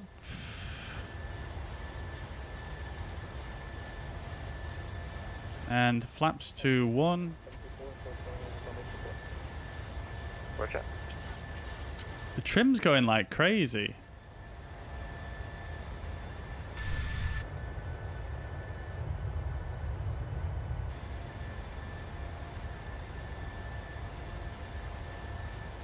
Alright, up speed, flaps to 0. Golf Yankee Mike, ready for departure. VNAV speed. Golf Yankee Mike, Roger, ready for clearance. Command B. Go ahead, Golf Yankee Mike. Golf, Echo Golf Yankee Mike, hold Let's position up. put our altitude up to... We'll put 13,000 for now, and we'll go VFR, altitude into vents. 007, squawk 70. And again, and again, and again. Clear out all those restrictions there. Runway 24. And we're going to go up to Not above 2,000. flight level VFR, QNH 250. Squawk 7010, Golf Yankee Mike. Golf Yankee Mike, read back correct. Break, Shamrock 724, 7.230 degrees, 11 knots, runway 24, clear for takeoff. Unicom. Lovely job. That wasn't too bad, I don't think. Not too shabby.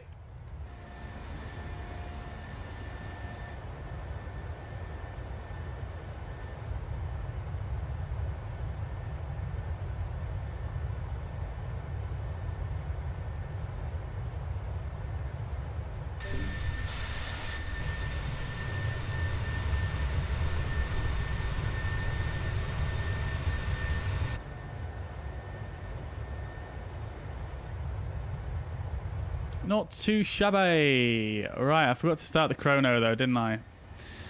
Right, let's set standard.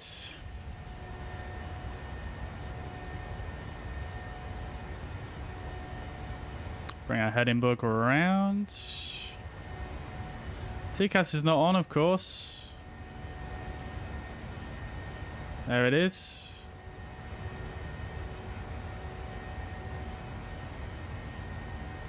This thing is climbing.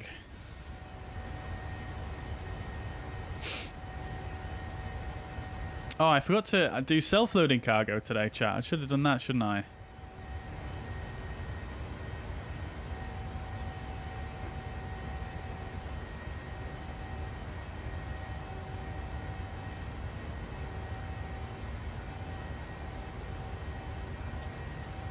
Right then, I tell you what I might do then is, seeing as though there's no controllers on, maybe we give ourselves a little cheeky little direct. Cut off this corner a little bit here.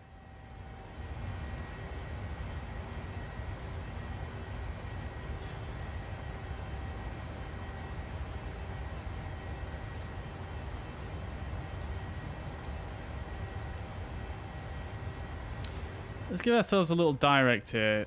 Let's go Elbus. Elbus direct. Oh, that's not much of a direct, is it? Let's not do that one, actually. That's a bit of a boring one. We'll go Lakey. And Mavics. That's a bit better. Execute. And we're going to put our cruising flight level up even further to 390.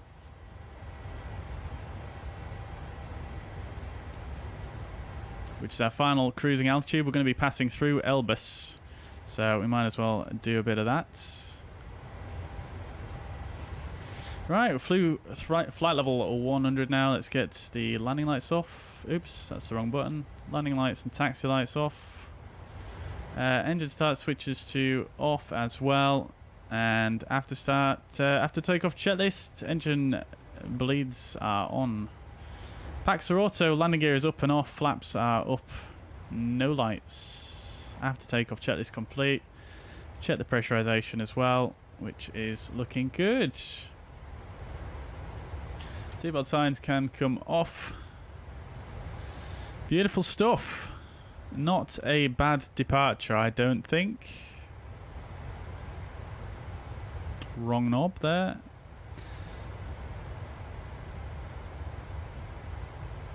I do have to say I quite like this MCP for whatever reason. I just like these little double blobs on the buttons. Looks quite nice, I think. Right. Off we go, chat. Off to the races.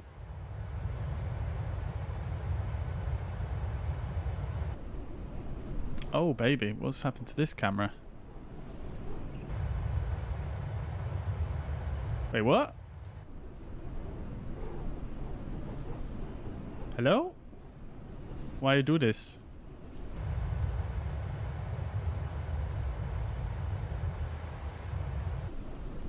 Oh, a bit of light in there. Did you see that? There we go. Okay.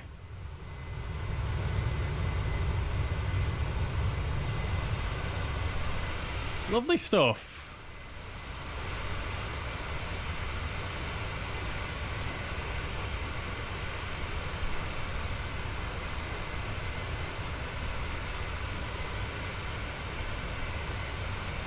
Got the Flexington there on the wings. Love to see it.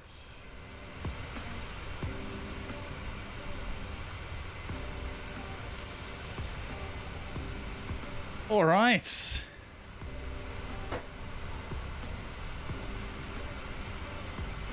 Beautiful. I did enjoy that, actually. I really enjoyed that. I love the FPS you get in this aircraft as well. It's so nice. Right then, guys. Let's see. What have I missed? Right. Why does the ADF-2 not work? Is that a Boeing thing in the real life? Good question. Good question. I don't know, actually. I didn't realize it didn't work. Let's try. So, uniform whiskey. Let's see. Oh, there isn't an ADF radio on number 2, is there? There's just ADF 1 on this side. Yeah, there's just an ADF 1 in this 737 at least, anyway.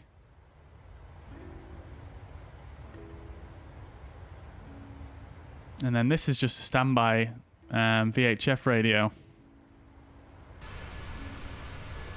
Look at them clouds, though. Looking real nice.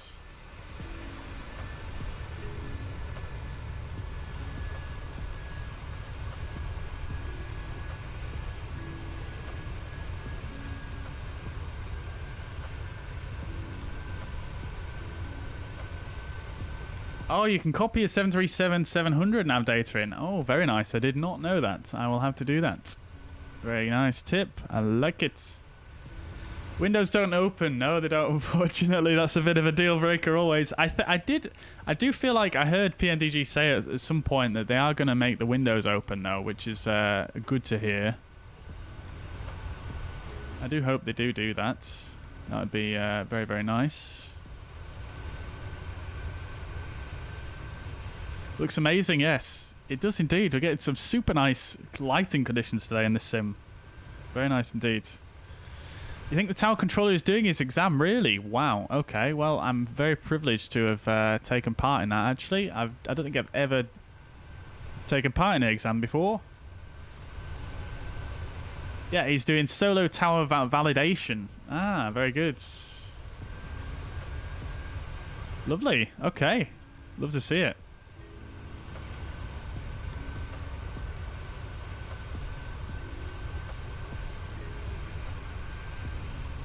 Look at the wing flex there. I do enjoy that. The wing flex, seeing that. Obviously, when we fly the A320 so often, we don't really see wing flex because it doesn't really have it. You can install Arex as it's explained at the Naviga forum.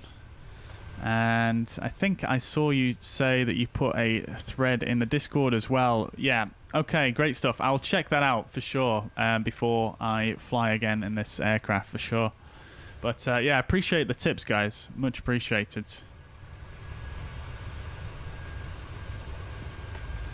It's all grayed out. I'm not sure what that's in relation to, Rab. Sorry if I missed that context earlier on. Harry asks, am I using Reshade Sim? Looks great. No, I get asked that quite a lot, actually. But no, I do not use Reshade or anything, really, additional to the default graphics in the sim.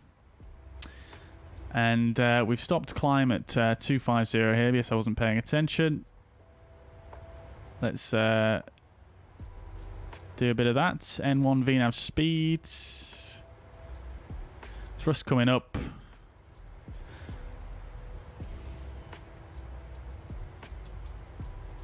And we're going to continue climbing up to 390. I'm going to do a cruise climb, so it's going to be a very slow climb by the looks of things. I don't think I've ever done a climb quite this big before in cruise, in any aircraft actually.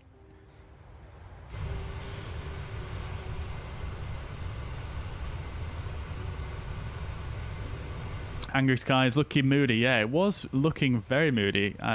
You've got to love it though. I feel like the sim depicts bad weather so well. And I'm even more looking forward to Sim Update 10. Apparently that should be even better from what I hear.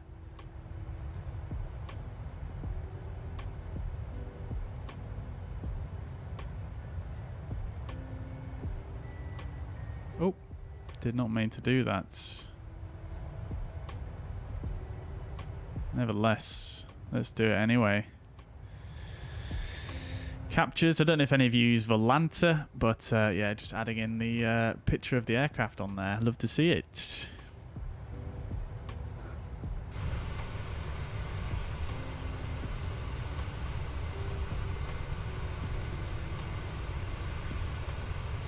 Clouds look awesome. Yeah, they really do, don't they? Chris, thank you very much for the reminder there. One day I will remember the lights for some aircraft sometime in the...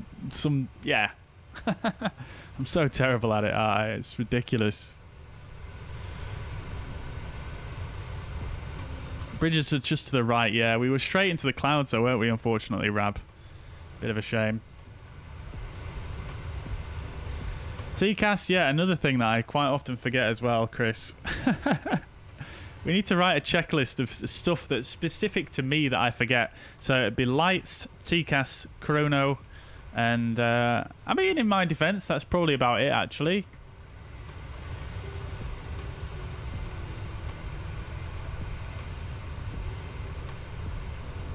Let's toga the rocket aircraft. Indeed. I mean, we did actually do a 18k D rate for that takeoff, so it wasn't quite as rapid as perhaps what it could have been. But considering that was my first takeoff, I kind of wanted to go a little bit easy on myself.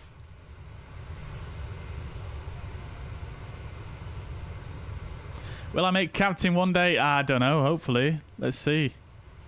Let's see. Well, currently the airline that I'm flying for is no longer in operation, so I might struggle, actually.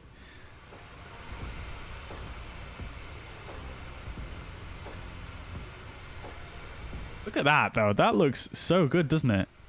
It makes the aircraft look so diddy. Andy, welcome to the chat. I'm doing very well, thank you. How are you doing? Like the profile picture there with the MS-DOS. Love to see it. That appears to be the forgotten passenger camera. Which one is that one, Andy? I think, I missed the context on that one. Couldn't resist downloading. Alistair, have you gone and purchased? Have you gone for the 600 as well? Love to see it. Typical Scotland. Yeah, it was pretty Scottish weather, that, wasn't it? Pretty Scottish indeed.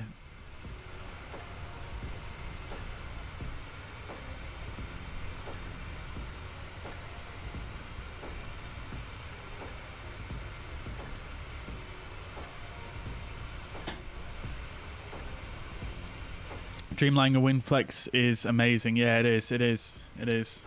Whenever I show my my partner some planes and I'm trying to show her something cool, I always go to the Dreamliner because of how much the wings flex. I always find that sort of a really fun one to show someone who's not into aviation.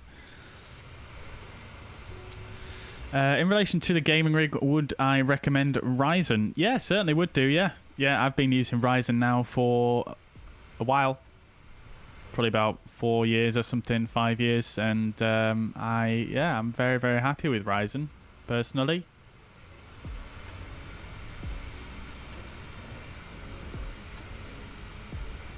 Yeah, I love the look of this aircraft with the without winglets. Very, very nice.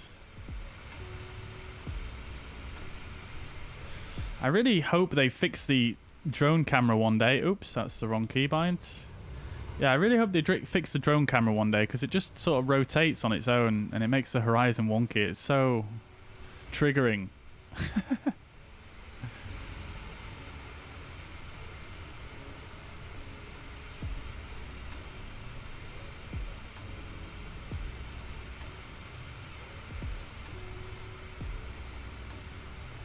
CPU should be great for gaming. Ryzen 7 5800X. Yeah, I believe so. Yeah. I've not looked into that one too much, but it's a step up from mine. I've got the Ryzen 5 5600X, I think it is. I can't remember the exact name of it. But yeah, it should be pretty good.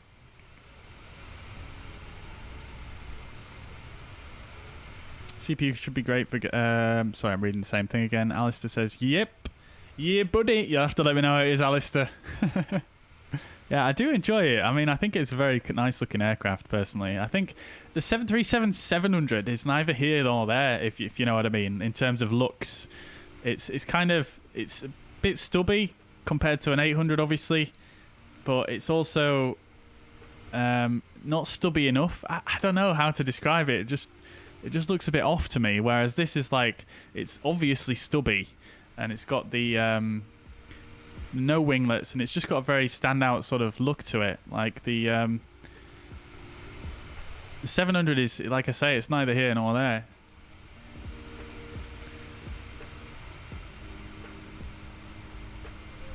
The camera view where it looked like you were standing on the ground. Oh, I see. Right. Yeah, so it looks like they've actually removed that from the sim now, but you used to be able to get to that all the time. But it seems to have disappeared now for whatever reason.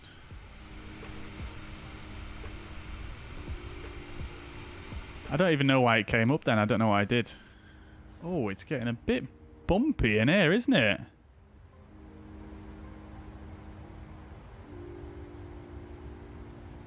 We must be passing just right over the possibly the Lake District or something like that at the moment. Oh yes, we actually are. Yeah, passing over some mountains. We've got that exaggerated mountain turbulence in Microsoft Flight Sim. Although that being said, it might not be that exaggerated. I don't know. You can just see a glimpse of it below as well. There's the Lake District below us. One of my favourite places in the world, that's. Love to see it.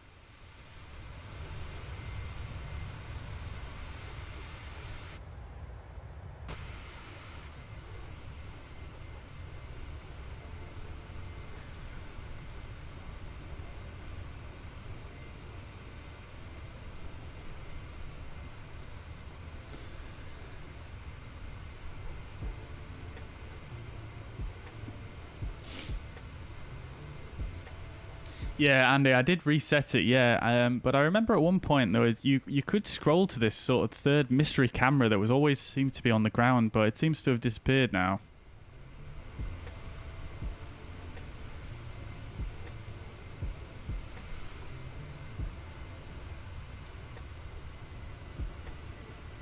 It's kind of difficult to explain, but hopefully you know what I mean.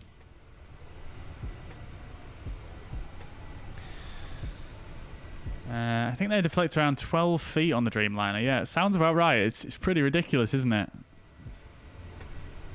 I have the i9-11900K with 3080 Ti. Works well in 4K. Yeah, it sounds like a pretty strong system, that. Yeah, I don't really know much about Intel CPUs, but it sounds pretty good.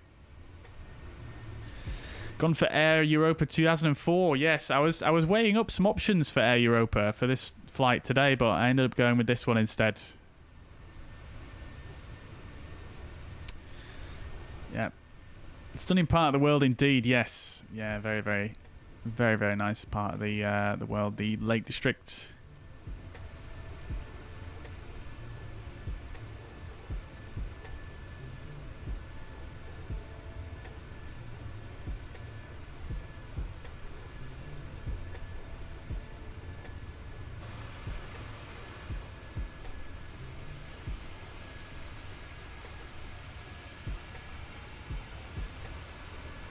Really liking these camera angles today. We're getting some real nice ones, aren't we?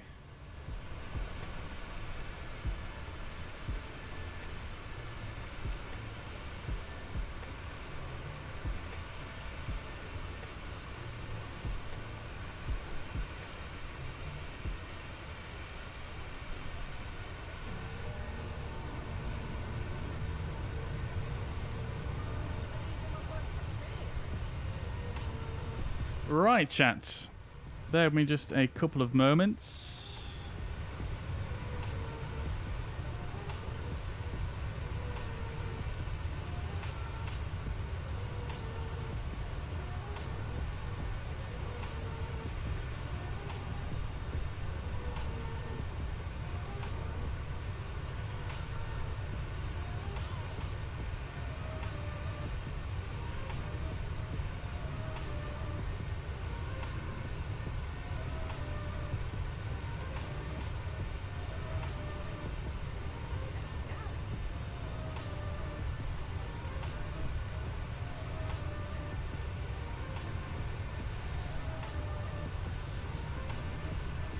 So guys, what do we think on the control sensitivity on this aircraft? I've not really messed around with it too much, but I did do a couple of quick tests test landings earlier on, and it does feel like it's a bit sensitive on the pitch. The climb page has disappeared. That's fine, no issues. 46 miles to the top of descent. London control is not online, unfortunately. But yeah, like I say, it does feel quite sensitive in the pitch, unfortunately. I mean, maybe true to the real aircraft, but I do have to say, it does feel very, very nice to hand fly. Yeah, I'm a big fan.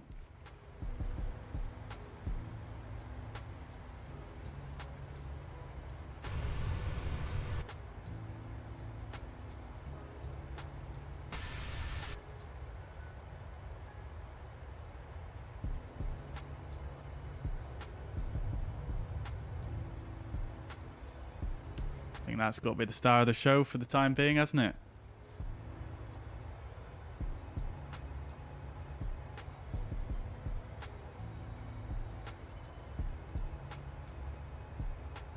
Coronado PC-12 looks interesting. Might do some flights to St. Bart's or Courchevel in it when it releases.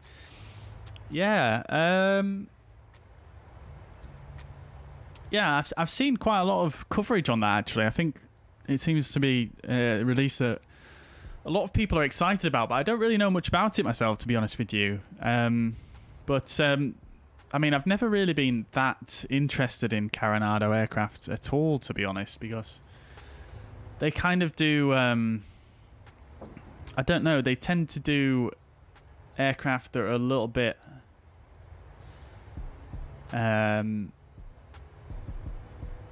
what's the word?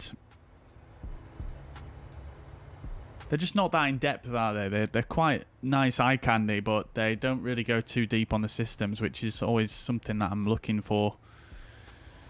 But I don't know. Is this something that they're doing which is a little bit more in depth versus what they've already released?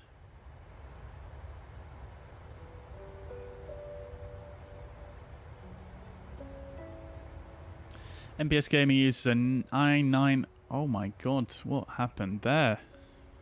Is that an update on the weather or something?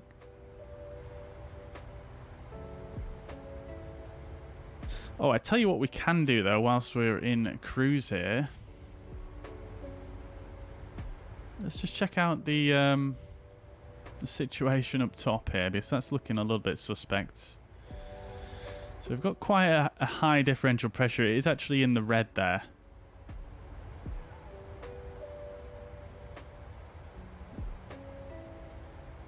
However, we don't have any alarms going off, so I am just gonna deal with it for now.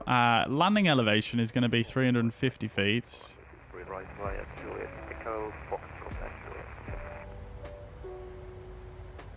So that should hopefully reduce some of this differential pressure. But probably not too much. It's not much of a difference, is it? We could also do a descent page as well. Now, I can't request the winds because we've not got that from SimBrief, so I'm just going to put them in manually from the flight plan. Right, so descent winds. So 350. It's 235 at 5.8. And then at 310, we've got 232 at 5.9. 200, we've got 233 at 050.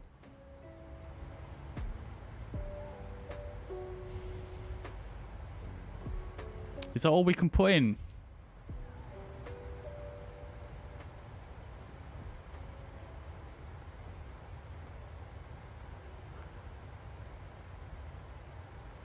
Is that all you can put in this aircraft?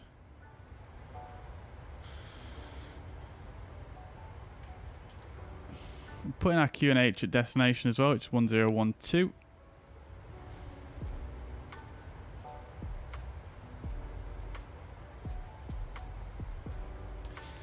And the anti-ice we're not going to use at all for the descent, so we don't need to put that in either. Now then, if I execute this, will it let me put more in? Oh no. It won't.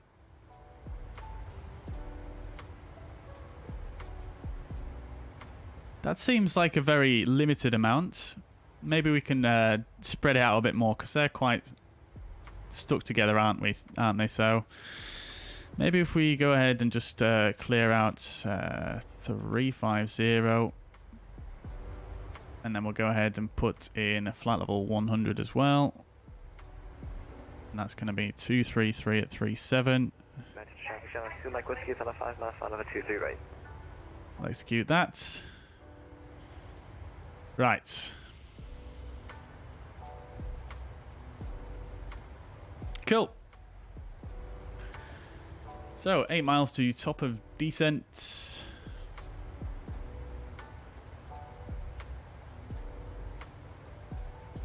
Let's wind this down.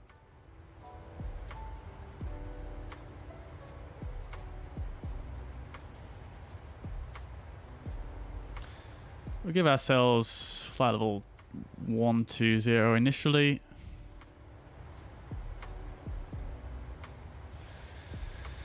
Cool, fuel's looking good. Should have really just turned that one off for the departure there, but no worries at all.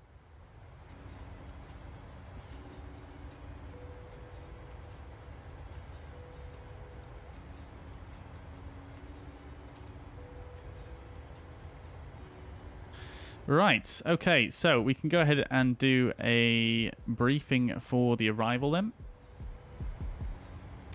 It's quite a funky arrival this into Stansted, so it should be interesting. I've only flown it I think once before, and that was in the DC-6. That was a total mess. So we'll see how this looks.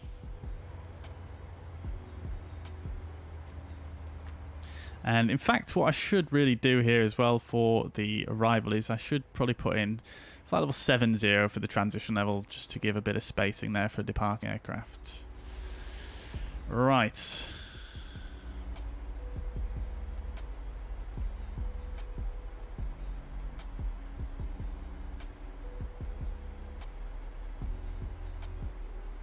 Okie dokes. So, we can't check the weather through this, can we? So, oh, I did not mean to do that one. Right.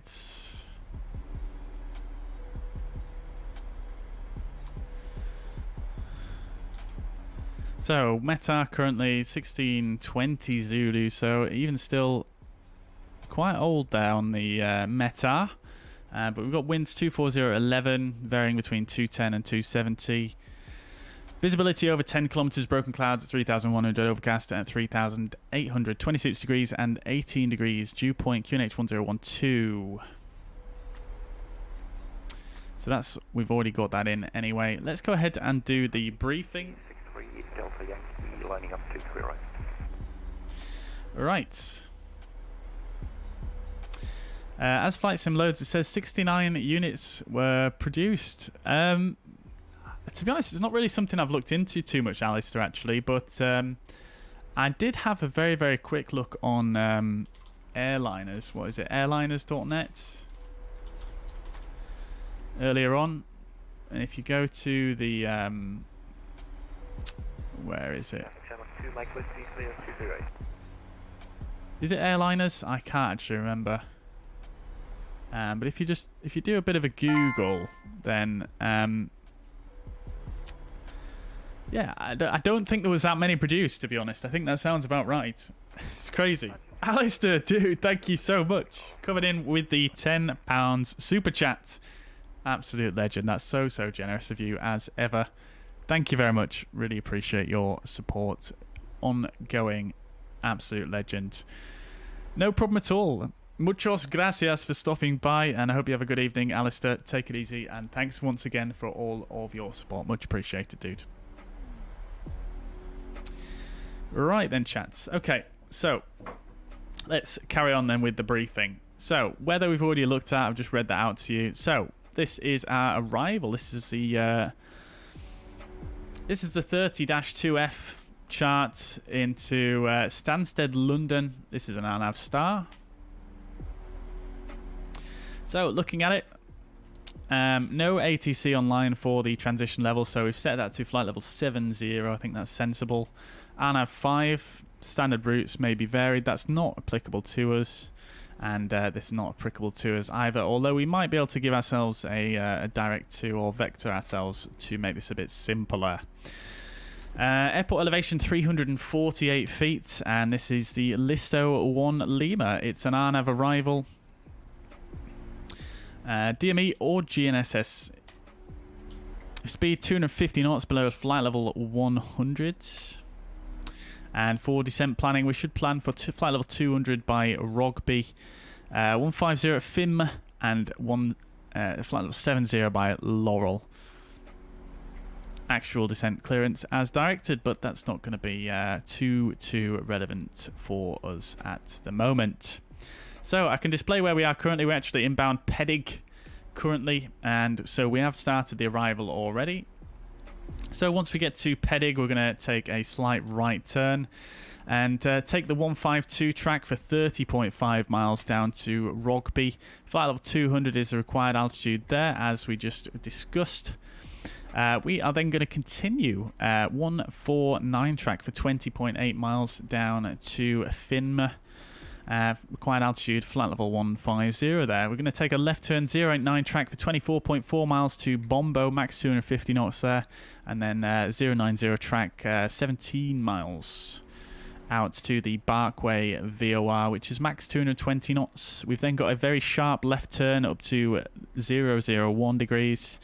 For 6.2 miles out to Buster, and then we're going to take another left turn out to Laurel, and that's max 220 knots. Flight level 70 required altitude there.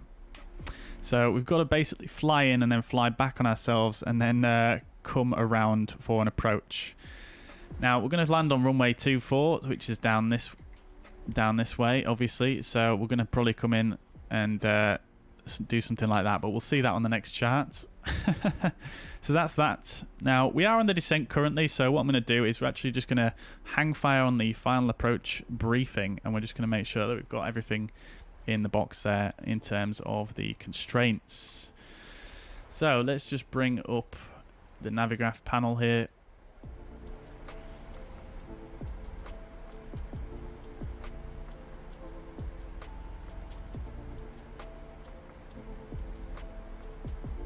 We'll do a bit of that, and then we'll bring up the chart. So Rugby flight level 200, which is in there, you can see on the descent page here.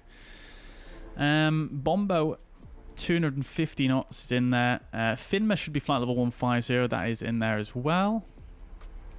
Barkway 220 knots also in there. Buster 220 knots, and Laurel 220 knots. Flight level 70. Now 6,000 is in there. Interestingly enough, might be a nav data thing, but let's go ahead and put 7,000 in on that one. If anything, that's going to give us a bit of an easier descent. Right, so that's that done. Let's just see how we're doing here. We are right on profile and just a little bit slow on speed, but we're looking good. Nothing too much to worry about there. So let's go ahead and carry on with the briefing on the fuzz pads. Right, so this is the ILS approach we're going to fly. This is the ILS DME for runway 22 at London Stansted. This is the 31-2 page. Now, it doesn't actually have the transition on here. Let me just double check there isn't another chart.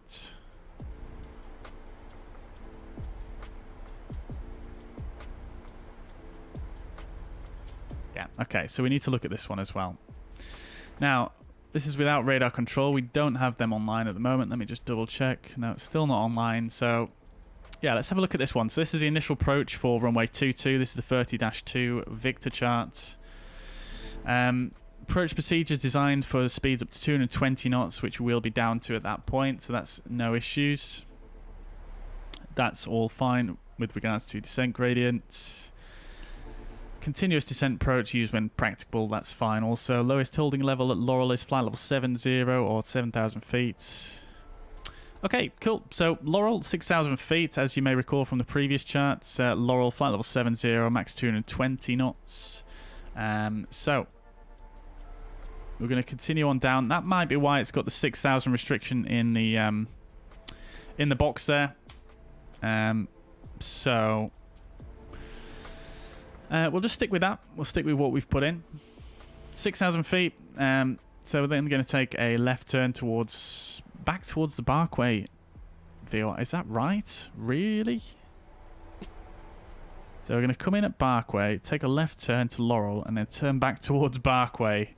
I've just got to have a look at this, guys, before we get too deep into this.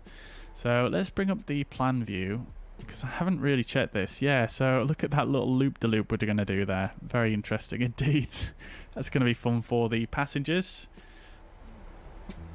I mean, what we could do, to be honest, to make this a bit more straightforward, because there is no ATC online, and we are a little bit... there isn't too much traffic either, by the looks of things. Yeah, not too much traffic, so we could actually give ourselves a direct to Barkway once we get a little bit closer in here, so that might be useful. Yeah, I think we'll probably do that once we're inbound.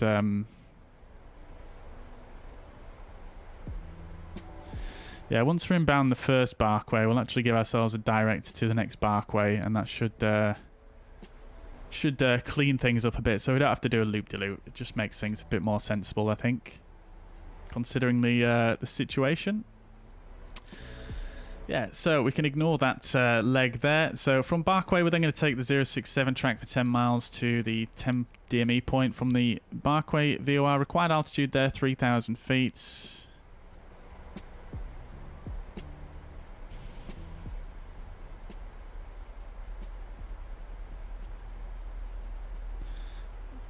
I'm just going to fix the restrictions in the background here, because I'm aware that we're getting quite close now.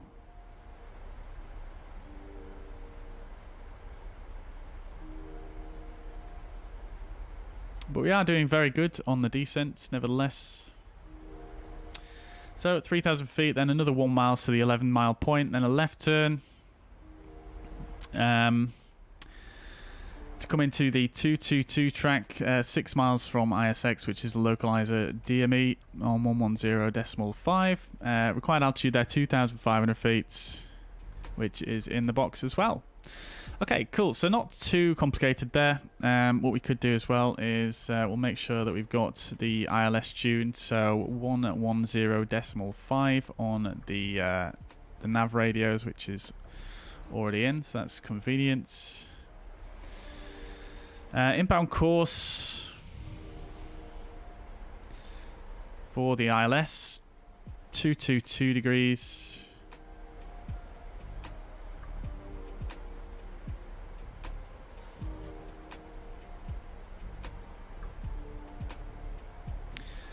Two.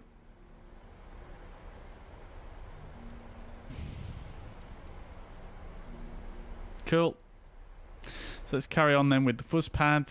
Right, so this is the ILS DME runway 22. So coming further down, localizer frequency is 110.5, which we just set, and the identifier India Sierra X-ray. Final approach course of 222 degrees.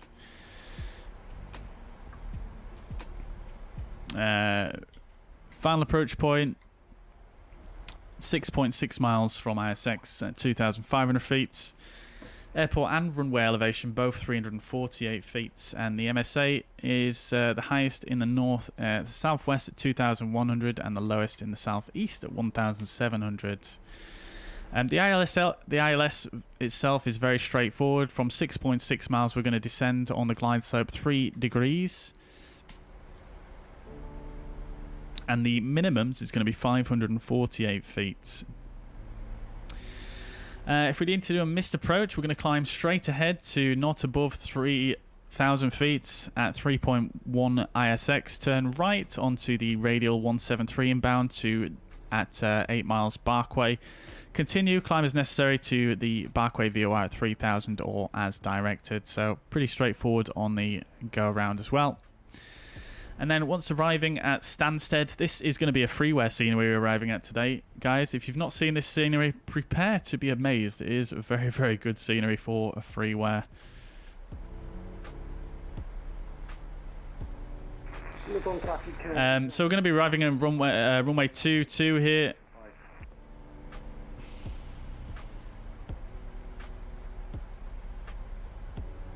So the runway has a PAPI on the left-hand side. Calibrated to 3 degrees. We've got 8,970 feet of usable landing distance. Yeah, so we're going to come in at runway 22. Let me just check my altitude here. Right. So we're going to come down. We're going to land runway 22. We'll probably vacate at November Romeo here. I think that's probably seems like the most sensible one. And then we'll take a left turn up on Taxiway Hotel, I believe this is. Yeah, we'll taxi up Hotel and then come into the terminal here. Now, I'm not sure where this airline would have parked back in the day. There's probably not much information on it either. So just to show the scenery to its fullest, we'll come in Hotel, then Charlie, and then into the main sort of terminal area here, right in the middle of it. And we'll park at one of these stands. Whichever one takes our fancy, I think. Right, so that is the briefing. There's a couple of things I just want to set before we go any further. We do need to just set the minimums.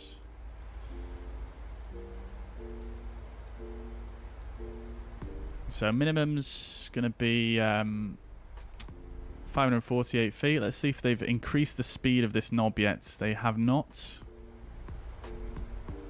Fortunately, it's not too high a minimum today. There we go, 548 feet is set both sides.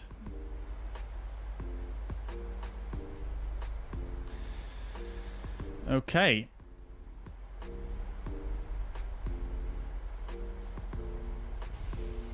Right, we're looking good. Altitude is set to 7,000 or flight level 70 now. We're going to use auto brake 2 today.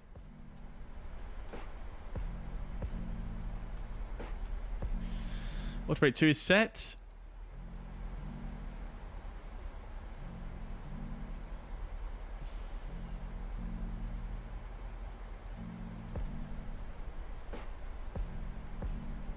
Okay.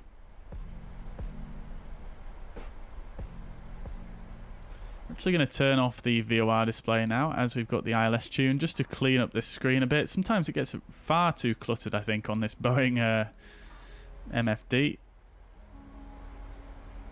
In my opinion.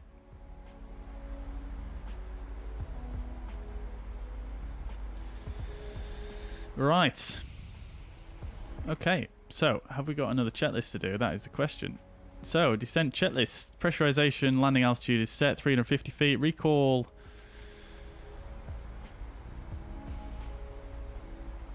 It's checked. Auto brake 2, landing data. We've not done that actually, have we? So, approach ref. And we'll go for a flaps. Let's try a flaps 40. I do a flaps 30 a lot in this aircraft, but let's do a flaps 30. Why not? And we'll leave the wind correction to +5 if the wind is it's not too crazy at the moment at Stansted. That should do us. Cool. Approach briefing is complete. Descent checklist complete. Beautiful. Right. MPS, no worries. Mariner, welcome back, dude. Hope you're doing well, mate. Good to see you. Let's see. I just realised I'd never completed a full flight in the 737 PMDG. Big Man Tooth, welcome to the chat. How come you've never completed a flight? Is a sim crashing or something like that?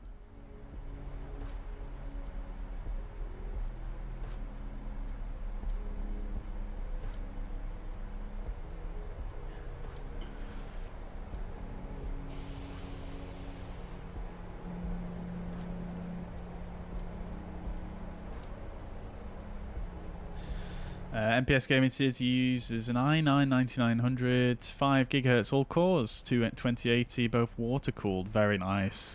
64 gig of RAM, SSD for storage. Very good. Yeah, it sounds like a pretty solid setup. That. I'm jealous of the water cooling.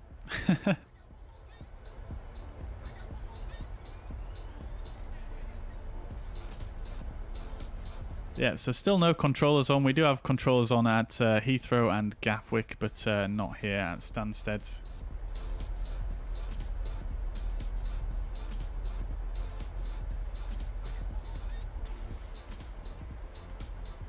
Right. So inbound Barkway now. What we'll do is we'll give ourselves a direct to Barkway once again. We'll execute that. That's going to put us high on profile for sure there. So what we'll need to do is we'll need to probably bring out a bit of speed brake here. Just see if we can recapture that profile in relatively short order.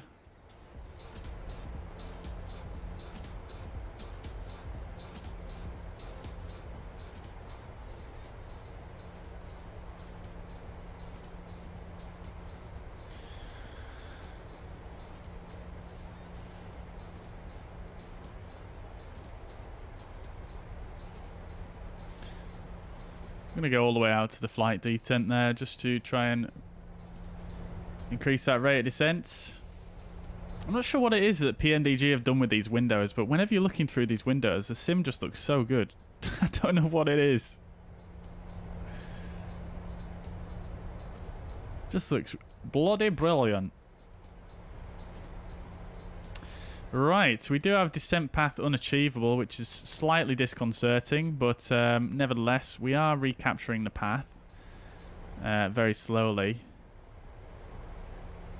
We are through 10,000 feet now, so we'll go ahead and get the lights on. Like so. What we'll also do is I'm actually going to go and select a new speed. So we'll actually change the speed restriction here to 250. So hopefully increasing our vertical speeds.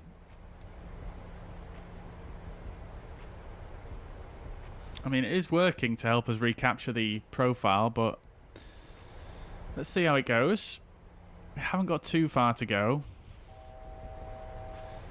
1,000 to go. Let's keep coming down.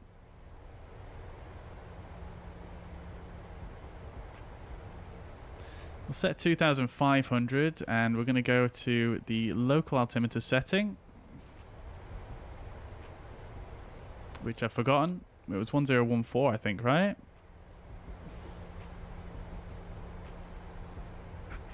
.1012 even.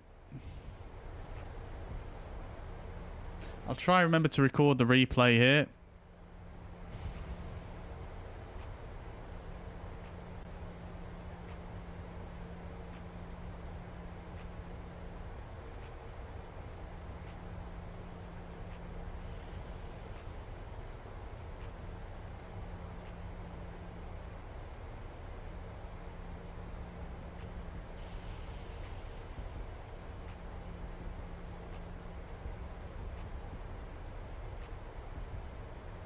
Right, we are a bit high. We should have been at a lower altitude at this point, but we are rolling with it. As you can see, required altitude at this next fix is 3,000 feet. We're probably not going to make that. We're only 1,000 feet high now, though, which is very good, actually.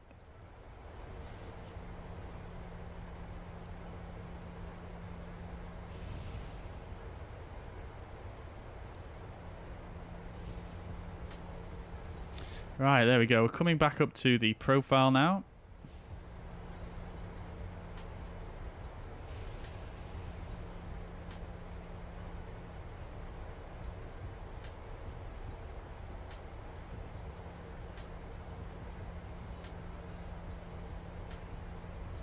Right, approach checklist altimeters 1012 sets. Approach checklist complete. Speed brakes are still out. Not an issue.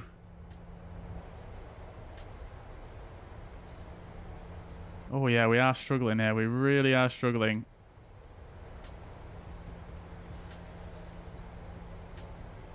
We really are struggling because the aircraft's now trying to slow us down.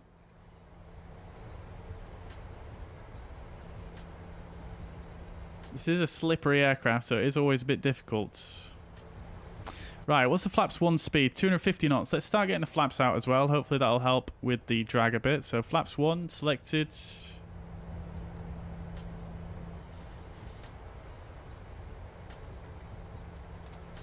Go to flaps 2 as well, which is also 250 knots. And 220 knots for flaps 5, which will also get out.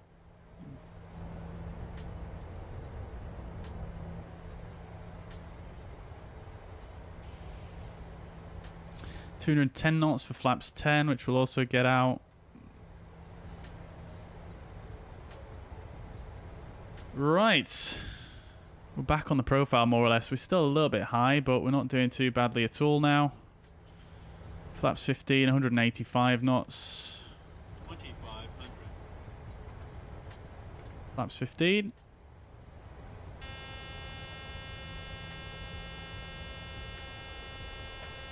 We'll drop the gear as well to help with the speed, and we'll arm the speed brake. Just ignore the warning horn. Right. Okie dokie. Vorlock.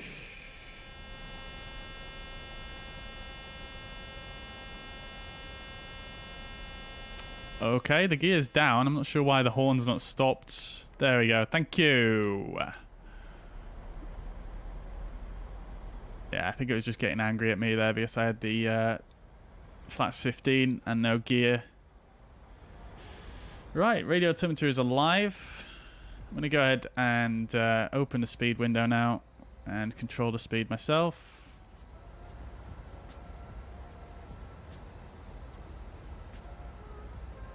Alright, Vorlock. Lovely stuff. And we'll go approach. Glide slope is white.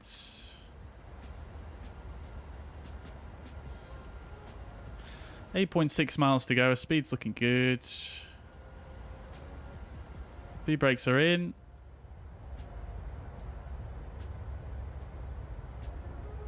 Let's start recording the replay.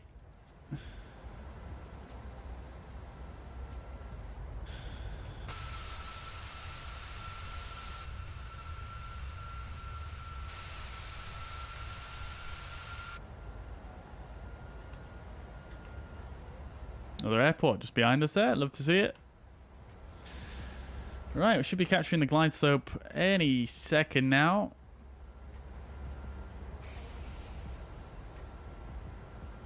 There it is. Glide slope capture, MCP speeds.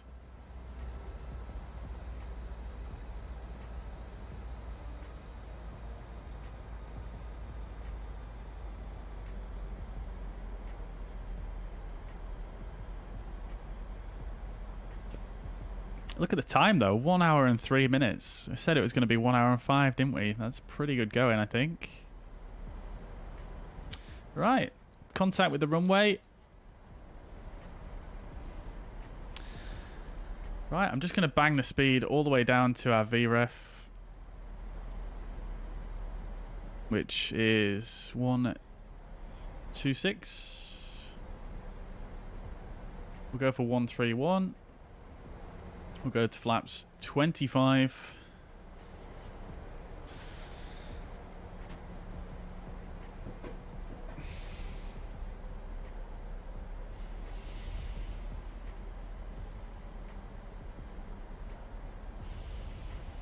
And then flaps 30.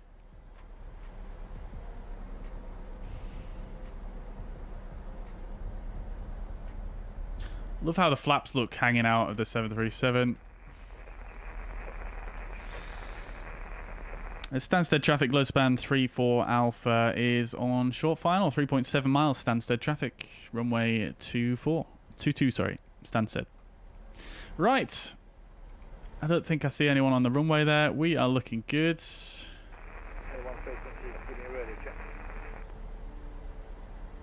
Let's do it, chat. Manual flight, manual thrust.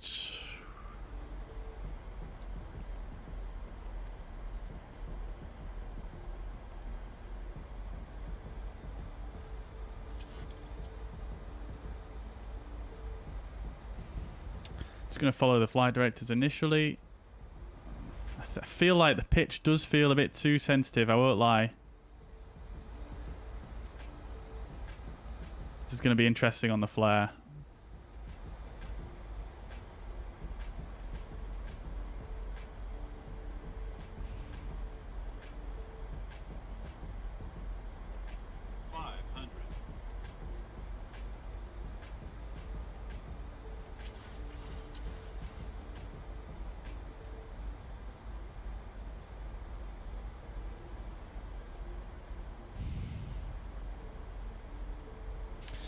Alright, flight directors off.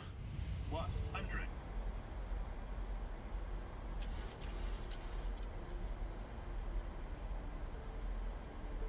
Minimums.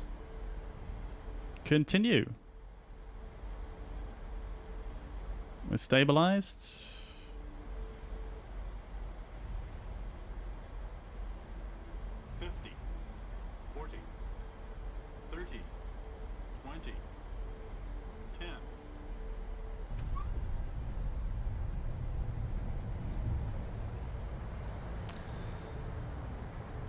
Spoilers, reverse idle, deceleration. Yeah, that was a bit firm, wasn't it?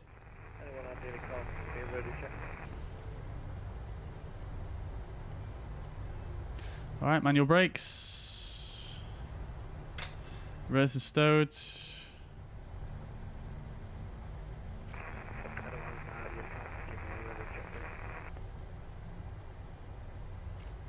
Alright, chat. Not bad. Not terrible. Probably my first proper landing I've done in this thing, so I'll take it. Oh. Why have we come to a full stop there? There we go. Auto brake disarm there.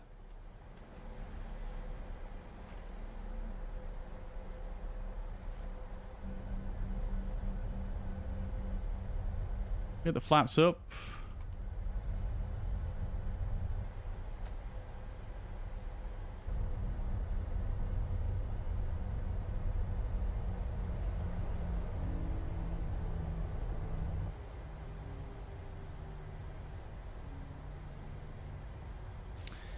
$324.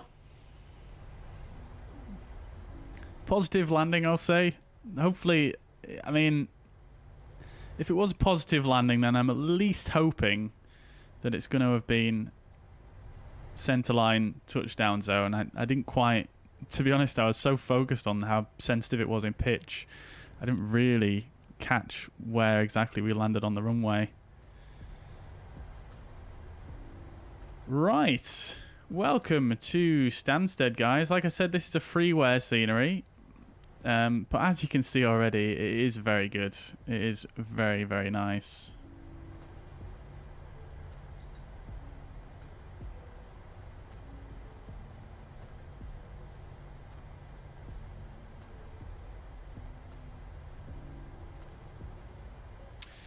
Okay, so lighting wise, let's get the landing lights. Strobe lights off, landing lights off as well. We'll get the APU fired up. Oh, let's see. Do we have a ground controller on here? We do. 121725.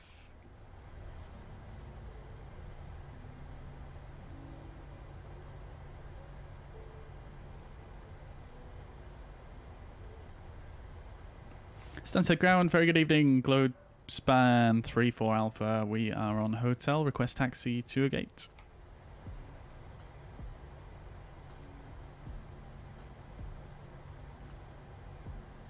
Oh, I put the wrong frequency in. 121725. Stansted ground. Very good evening. Globespan. Globespan 34 Alpha. We're on taxiway hotel. Request taxi to a gate. Globestar 34 Alpha, you can taxi to gate 85 right via Link November and Juliet. Stand A5 right there, Link November and Juliet. Globespan 3-4 Alpha. Right. Link. 85 right. Oh, that's so far away. 85 right. Via November and Juliet. Link November and Juliet. Have I missed the link part? Ah, no, this is it right here, I think. There's hardly any signs here, unfortunately. Anyway, we're going to take a right here. Yeah, really not many signs here, is there? Very big taxiway, though. Feel very small.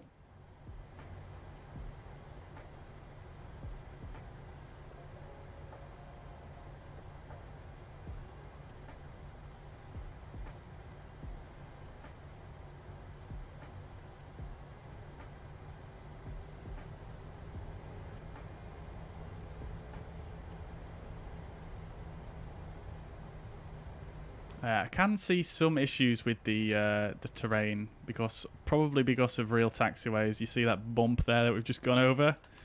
Bit bumpy indeed. Fortunately, there was no issues with the runway itself.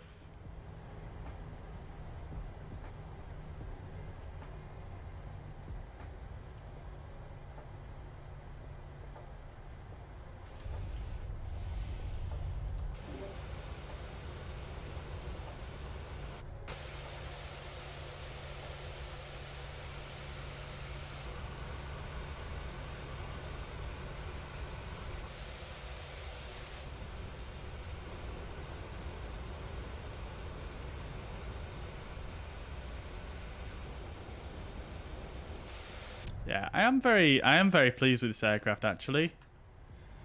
I think when I got the 737-700, I wasn't quite so impressed by it. Possibly because of the price. That might have marred my sort of initial impressions of it, even though it shouldn't really. Oh, seatbelt signs have been off this whole time. But yeah, I do feel a lot better about this one for some reason. I mean, obviously they've done quite a number of updates since. Oh, what's happened to that camera? Let's just go like this anyway. They have done quite a lot of updates, obviously, to the general PMDG 737 lineup since the 700 was released, and obviously they have trickled through to this one as well. But nevertheless.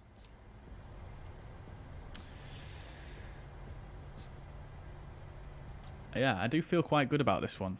I do feel quite good about it. I just need to get better at my landings. I can see myself flying this a lot more than the 700, I think.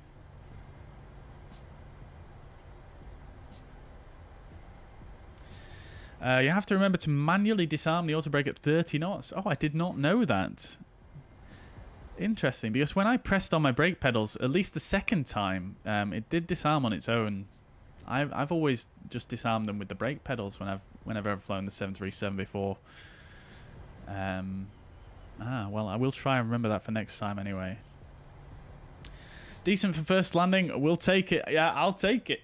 I'll take it. It's not too bad, is it? It's not too bad at all.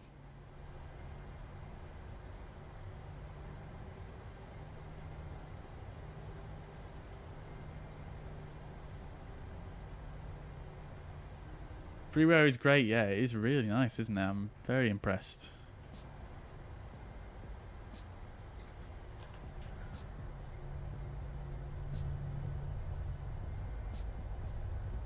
I have to say, I did forget how nice the sounds were on the PMDG. Only one thing I will say about the this freeware though is I do feel like the signage is somewhat lacking. I feel like there would be more signage than this. It does feel a little bit like something's missing there, to be honest. I might be wrong though. It could be like that in real life.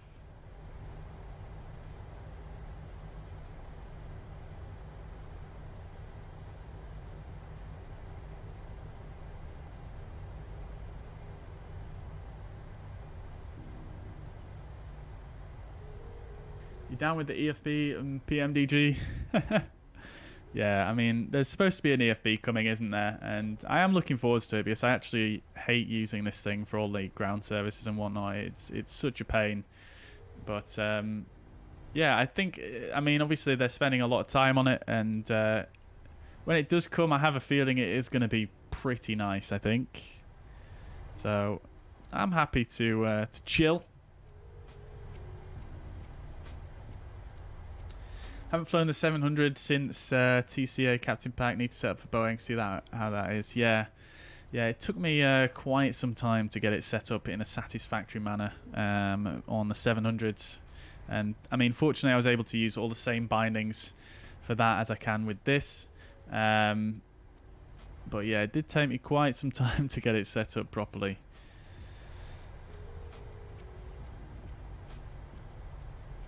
It feels like it shouldn't be something that's that difficult, but it did prove quite tough.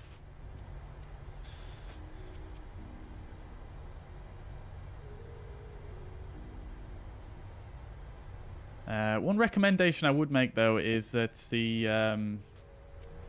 love the little Jet 2 baggage carts there. Yeah, one thing I will say though is to when you're setting up the reversers, don't be tempted to just test them whilst you're on the ground sat still, because you will spend many an hour wondering why they don't work. And yeah, I don't know what it is. It must be something to do with the PMDG logic or the actual real world Boeing logic. That the reversers won't actually activate. They won't go to full reverse whilst you haven't been moving, essentially. Is what I've found. You have to actually do a bit of flying for it to actually work properly. Like, if I try and activate the reversers now, they probably won't because we've slowed... Oh no, they do work now, but they are a bit buggy as well. They don't always come cleanly out as well. But yeah, like I say, when I was testing it earlier, I was pulling my hair out. I was like, why doesn't it work? It used to work in the 700. And then I realised I had to go for a bit of a flight before it would actually work properly. Right, we are stand 85 right. That must be fairly soon with all these Ryanair aircraft, I think. There might even be an aircraft parked in our spot. I think it's on this next apron here. I think it's possibly right here.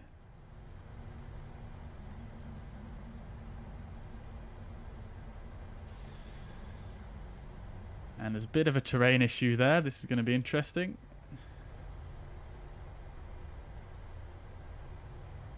Yeah, I'm pretty sure this is the stand right here. 85 right. Doesn't have any ground markings to say that it is our stand, but this is where it's marked on the charts.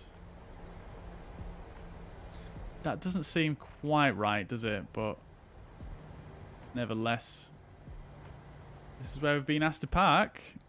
Okay. Parking brake is set. I am so glad they fixed the parking brake thing though, because that was a bit of a pain. Right. Both engines can come off. We'll put the APU on the bus first of all. We'll get both the engines off and the anti-collision light off. Probe heat can come off. We'll get this thing shut down fully here. Electric hydraulics, window heat as well. We'll get the APU bleed on for the passengers. And coming further down, seatbelt signs are already off. We didn't turn them back on in the first place. Yaw damper, fuel pumps. I mean, we could leave one fuel pump on for the APU, but let's face it, it's not going to be on for very long. Right. Okay, so this is apparently our stand. Or maybe it would be here. I'm not entirely sure, to be quite honest with you. Now, surely it's not here. We're right in the middle of the taxiway. Oh, dear. Okay. Well, we are powered, so let's go ahead and do a bit of a pushback. So, let's see. Push style none other. Why won't it let me select the tug here? Self-drive, that's what we want. Select the tug. There we go, we've got him.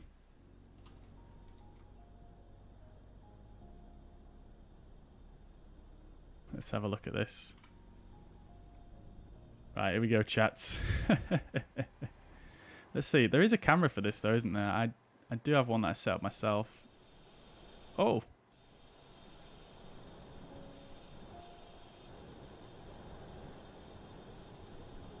Probably best to use that one, to be fair. Right. Okay. Let's see if I can remember how to do this. So I believe you... It's forwards and backwards on the stick. No. Is it the throttles? I honestly can't remember how to operate this thing.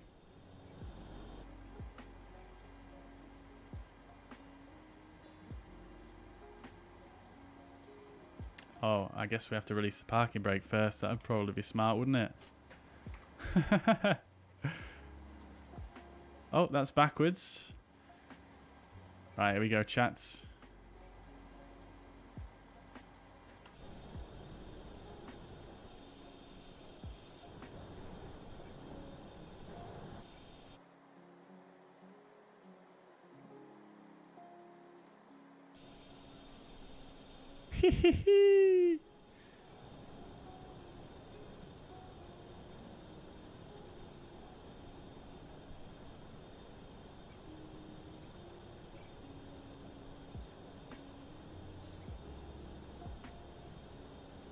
Is it turning us there? Seems like it's doing a very poor job of turning us. I'm asking it to turn us, but it doesn't... Oh, I'm doing it the wrong way, I think. Oh, has he got stuck?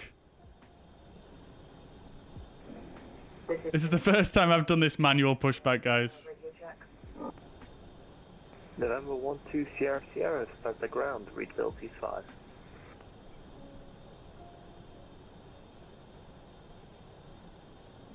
Anyway.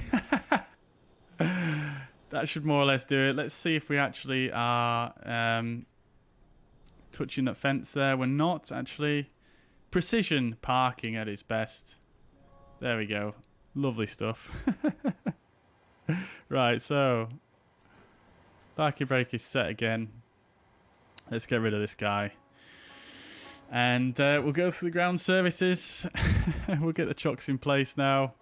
We'll actually remove the parking brake now that we're on chocks. We'll request the ground power and the stairs. Where's the stairs?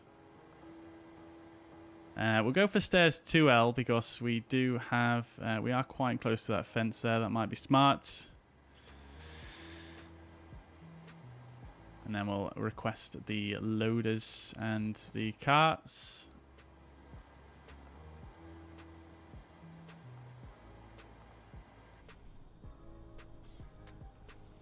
Just driving over the grass like no fucks given.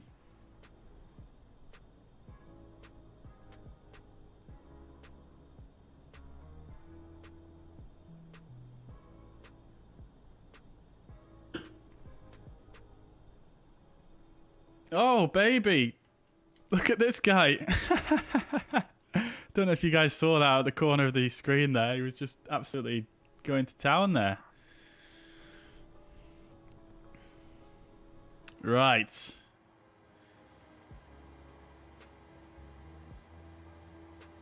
Passengers, off you pop.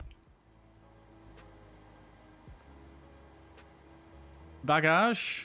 The carts are arriving. Let's zero these guys.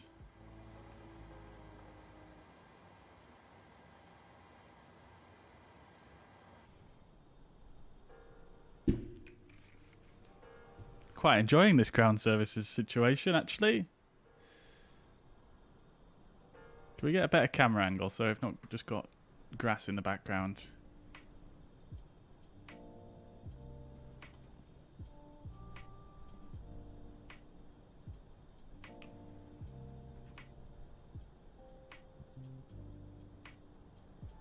Got all the Ryanairs though. That is mad. Here we go. This guy's going rogue. Come on, lads. At least he's not got the baggage on board yet, so he's not ruining anyone's day by destroying the baggage.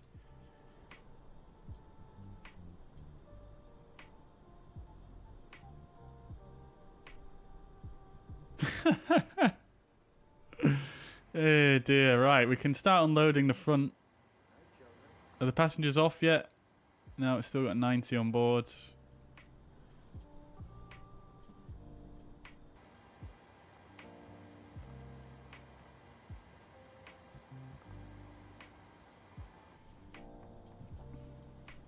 I do like the lighting as well on the ground services. Looks very nice.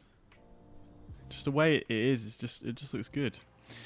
Right, we'll start the unloading there, and what we can do is we'll get the ground power on. We might as well just turn off the APU now. Right, did we do a parking checklist? We didn't even do the landing checklist, did we, chat? However, oh, we didn't put engine start switches to continuous, so we messed up there.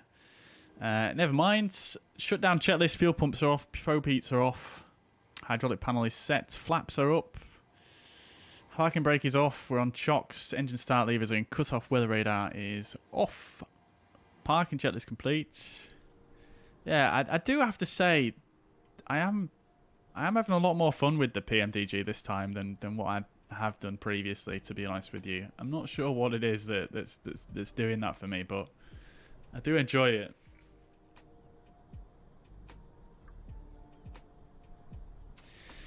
I do wish there was a way to customize these ground services. I know someone has released a mod for the ground services, but it's not the greatest, is it? And I think you have to overwrite some of the original files. Let's see, PMDG ground services. Oh, there's quite a few of them now, actually.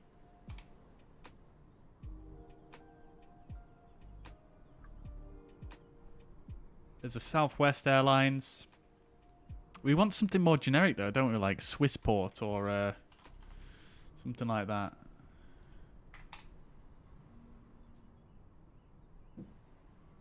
Oh, someone has done the Swissport for PMDG. I'm so behind with the mods recently.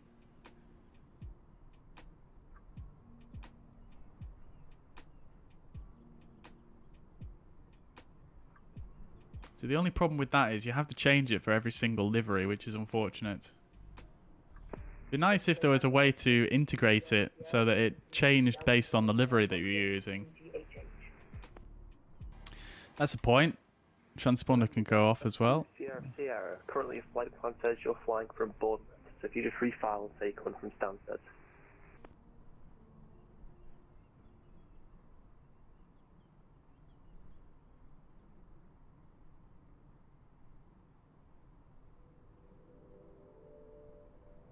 I don't know. Have any of you guys in the chat seen some good ground services for the PMDG that is a bit more generic, but not quite just saying PMDG on everything? That's all.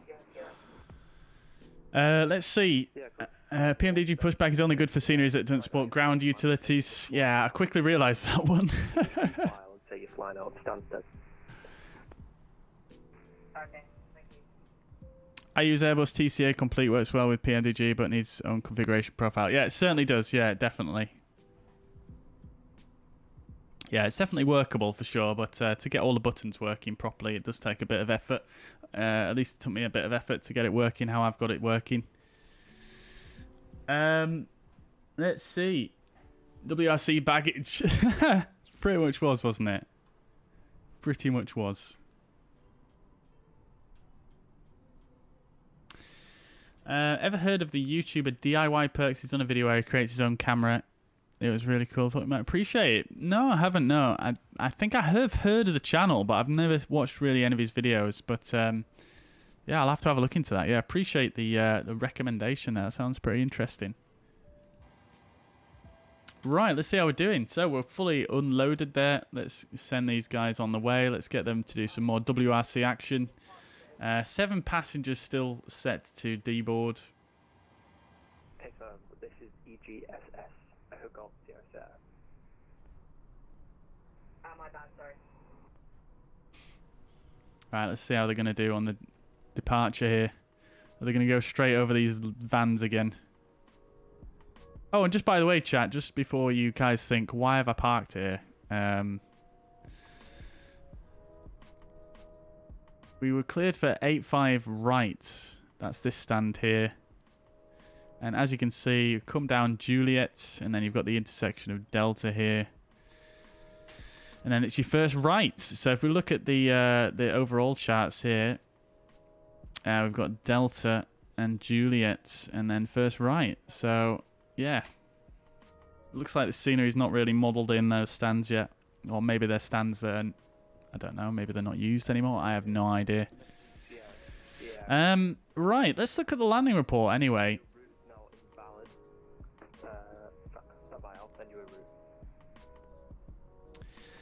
Full landing report, we've got 333 feet per minute, 133 knots on the speed, so we were a little bit quick on the speed actually. Maybe I could have pulled out the thrust a bit quicker. 1.07 G though is not bad at all, and in terms of touchdown zone, right, so this is something that I used to do quite a lot in the 700 in the PMDG. I used to touch down before the aiming point, which is, I mean, it's good, but obviously not really. I mean, we could have flared a bit more and cut that descent rate down a bit more. So something I'll have to remember for the future. I think it's probably because in the PMDG you are a bit lower to the ground when you're coming in, aren't you? So it kind of gives you that effect that you're going a bit quicker down than what I'm used to from the Airbus. So yeah, touchdown zone though, we got it. Centerline deviation, for some reason SimToolkit stopped showing centerline deviation, but nevertheless we were pretty much bang on the centerline there, so I'll take that, to be honest. 333 feet per minute, not the worst in the world. And it's quite funny actually, we touched down literally just, this is where we're parked, but we ended up having to come all the way around this way. Fun times. Let's see if we can see the stand that we're at on here. Yeah, so it must be this stand here that we're at. So obviously it looks quite a bit different in real life. Obviously this is just a freeware scenery. These stands are probably less favourably used by most people, to be honest. So I can see why he's put less effort into this area. But I'm going to take that for a landing. That's not too bad at all, I don't think. Looking on Valanta as well. Oh, has it started me a new flight? Let's cancel that one.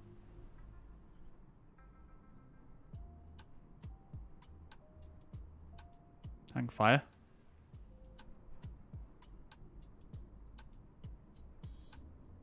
There we are. Lovely stuff. Nice little wavy approach there. Oh, that's the wrong flight, obviously. There we go. Yeah, I mean, I think we did pretty good on the approach, to be fair, because we were quite high, because we give ourselves that early direct, so we didn't have to do that loop around. But yeah, not the worst. This one says we were going at 124 knots, so that's quite a big difference to SimToolkitPro. SimToolkitPro said we were, what, 131 knots or something like that, so that's quite a bit different, actually. I'm a bit surprised.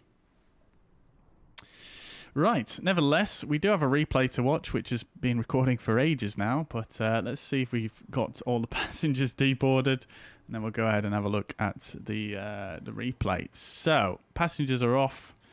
Great stuff. Let's send the bus on its way. It's a bit strange, in my opinion, that you have to have the bus there for the passengers to deboard, because in a lot of airports, you wouldn't need the bus, because you just walk straight off and then into the terminal rather than getting on a bus. But let's see if the bus does some WRC action. We'll send the stairs off as well. Oh, that's a pretty sharp turn there. Oh, bit of off-roading. There we go. Love to see it straight through the taxiway, and he's gone. Right. Okie dokie. So, we sent all those guys on the way, and we've done the parking checklist. So what we'll do then is we'll go and load up a panel state. We'll set up the final panel state, just so we're sort of in the right configuration for the replay.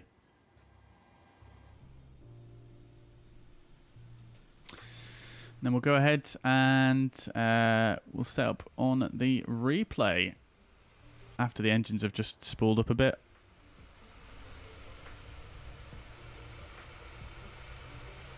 We'll wind the time back a touch as well.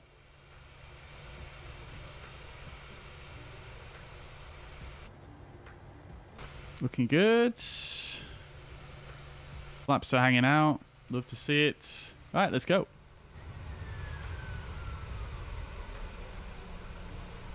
Wing flex is a bit wild in the replay mode. I don't think it's quite simulated that well, but look at that. Dear me. Right then, let's fast forward a bit. Oh, am I still on VATSIM? Sorry about that, whoever that was. I bet they got very confused as to why an aircraft was speeding up behind them on TCAS.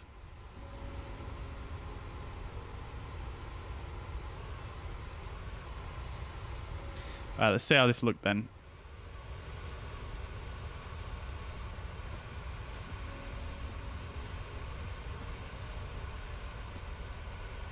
Okay, it didn't look too bad from the outside, not too hard.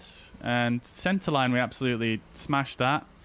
One thing I will say though is it looks like we actually touched down after the touchdown zone markers.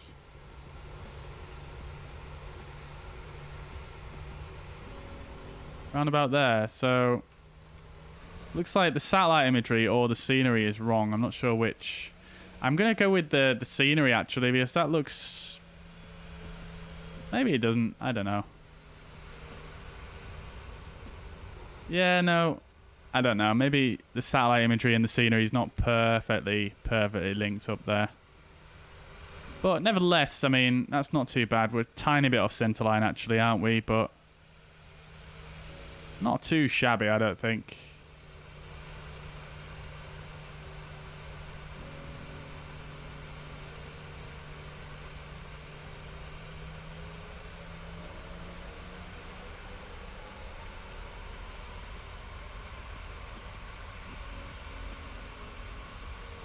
Look at that. Now, that is a nice shot, though, right there. Look at all the right airs in the background.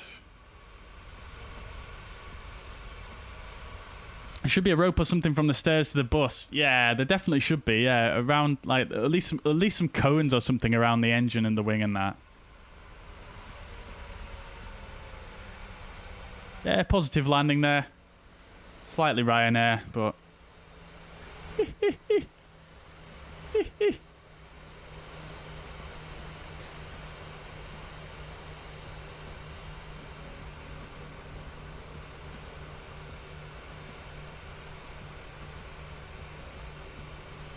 Right, let's go back a bit. I do love this shot though. Where are we?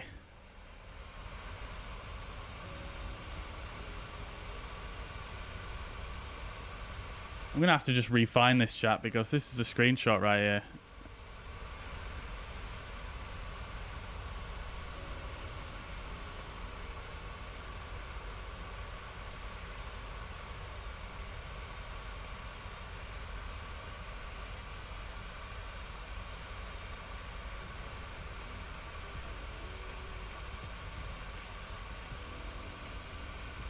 Maybe something like this.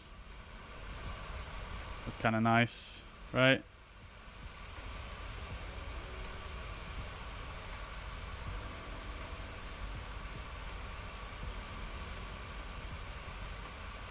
There we are. I like it. This is just the lighting a touch.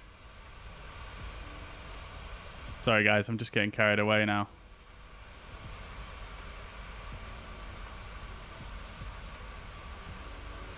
Wow. Bit of that. Feel like we should be a little bit more zoomed in, maybe. That's not too bad, right? The aircraft's so small, though.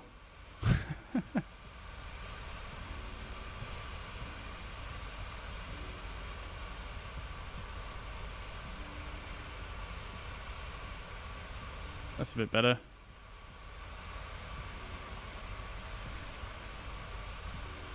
I'll just zoom out a bit. It leaves a bit of room for cropping then.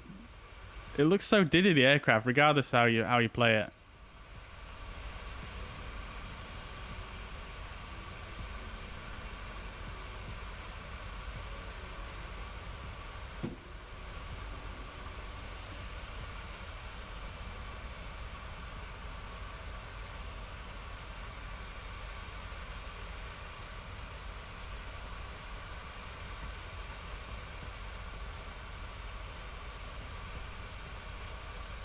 There we go. Right, on with the show.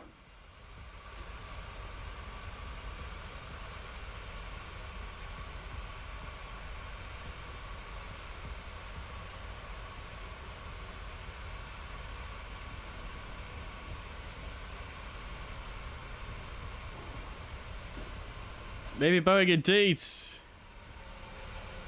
Team update 10 soon, yeah man. Very soon, actually. In fact, a few weeks now, right? Am I doing the return? I'm not doing the return, I'm afraid. Sim's running very smooth. Yeah, I do like how smooth it is running at the moment. I'm a big fan.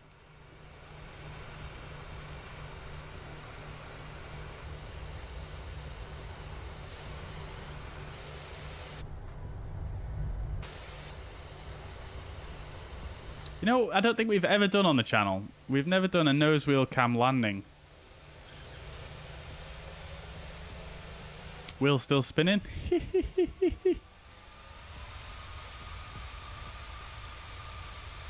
Looks very nice landing. It wasn't too bad. I mean, slightly heavy on the descent rate, and I definitely could have floated a bit more, but not the worst, I don't think.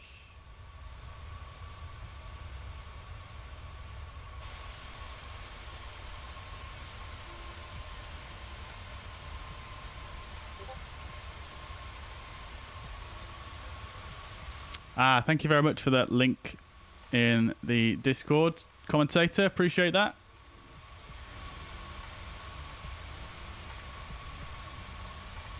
Let's go 50% speed here. Oh, it's still quite fast, isn't it? 25%. Remember, this camera is rotated 180 degrees.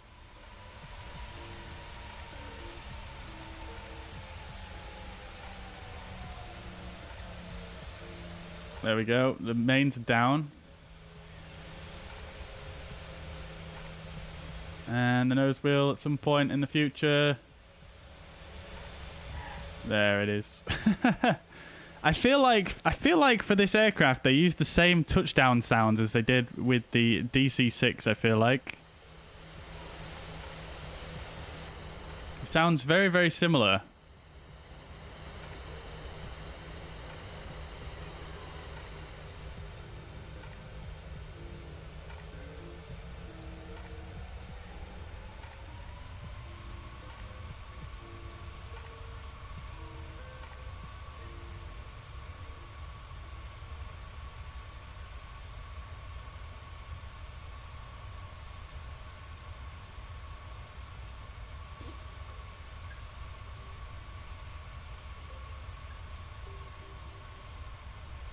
Oh, yes. Oh, yes. Oh, yeah, I like that. I like that.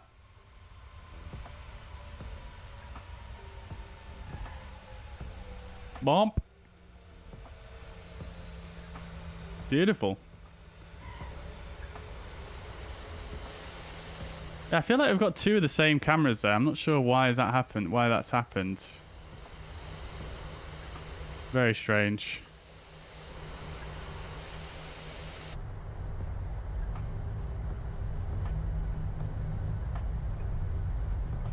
Right.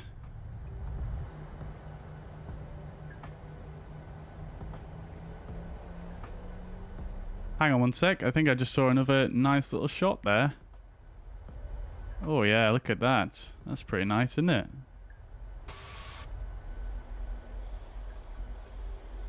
Oh yeah.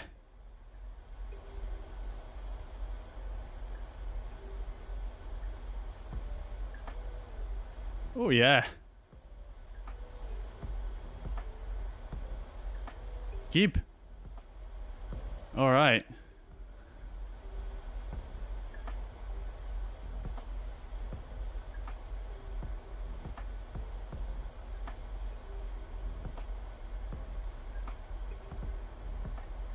feel like these window textures, they've improved so nicely. I'm not sure what they've done to them, but they look super, super nice.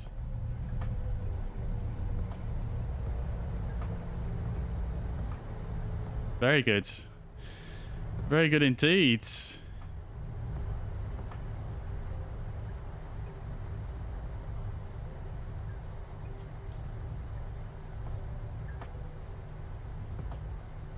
Very cool shot. Yeah, it is pretty nice, isn't it? Pretty nice indeed. Right then, chat. So I think I'm going to leave you with this nice little angle here. And that's going to be it from me for today. So guys, I hope you have enjoyed. Thank you very much for watching. The sim just gets better. It does indeed, doesn't it? Yeah, it does. Seems to get better even though they've not updated it. It just looks better. I'm not sure what it is. Trees blowing as well. Oh, I didn't even notice that. I'll have to look a bit closer next time. DirectX 12 some better performance. Yeah, I've seen. You can look on the forums right now and see what people are experiencing in terms of DX12. Some people it's good, some people it's not as good, or the same. It really depends on your system, I think, for DX12. But yeah, guys, thank you so much for watching. That is going to be it from me for today. Hope you guys have a fantastic Wednesday evening and the rest of the week if I don't see you again before the weekend, which is possibly quite likely, actually. I might see you guys on Sunday next. But yeah, guys, hope you have a fantastic evening. Thank you once again for watching. Hope you enjoy the rest of your week. Bye-bye for now.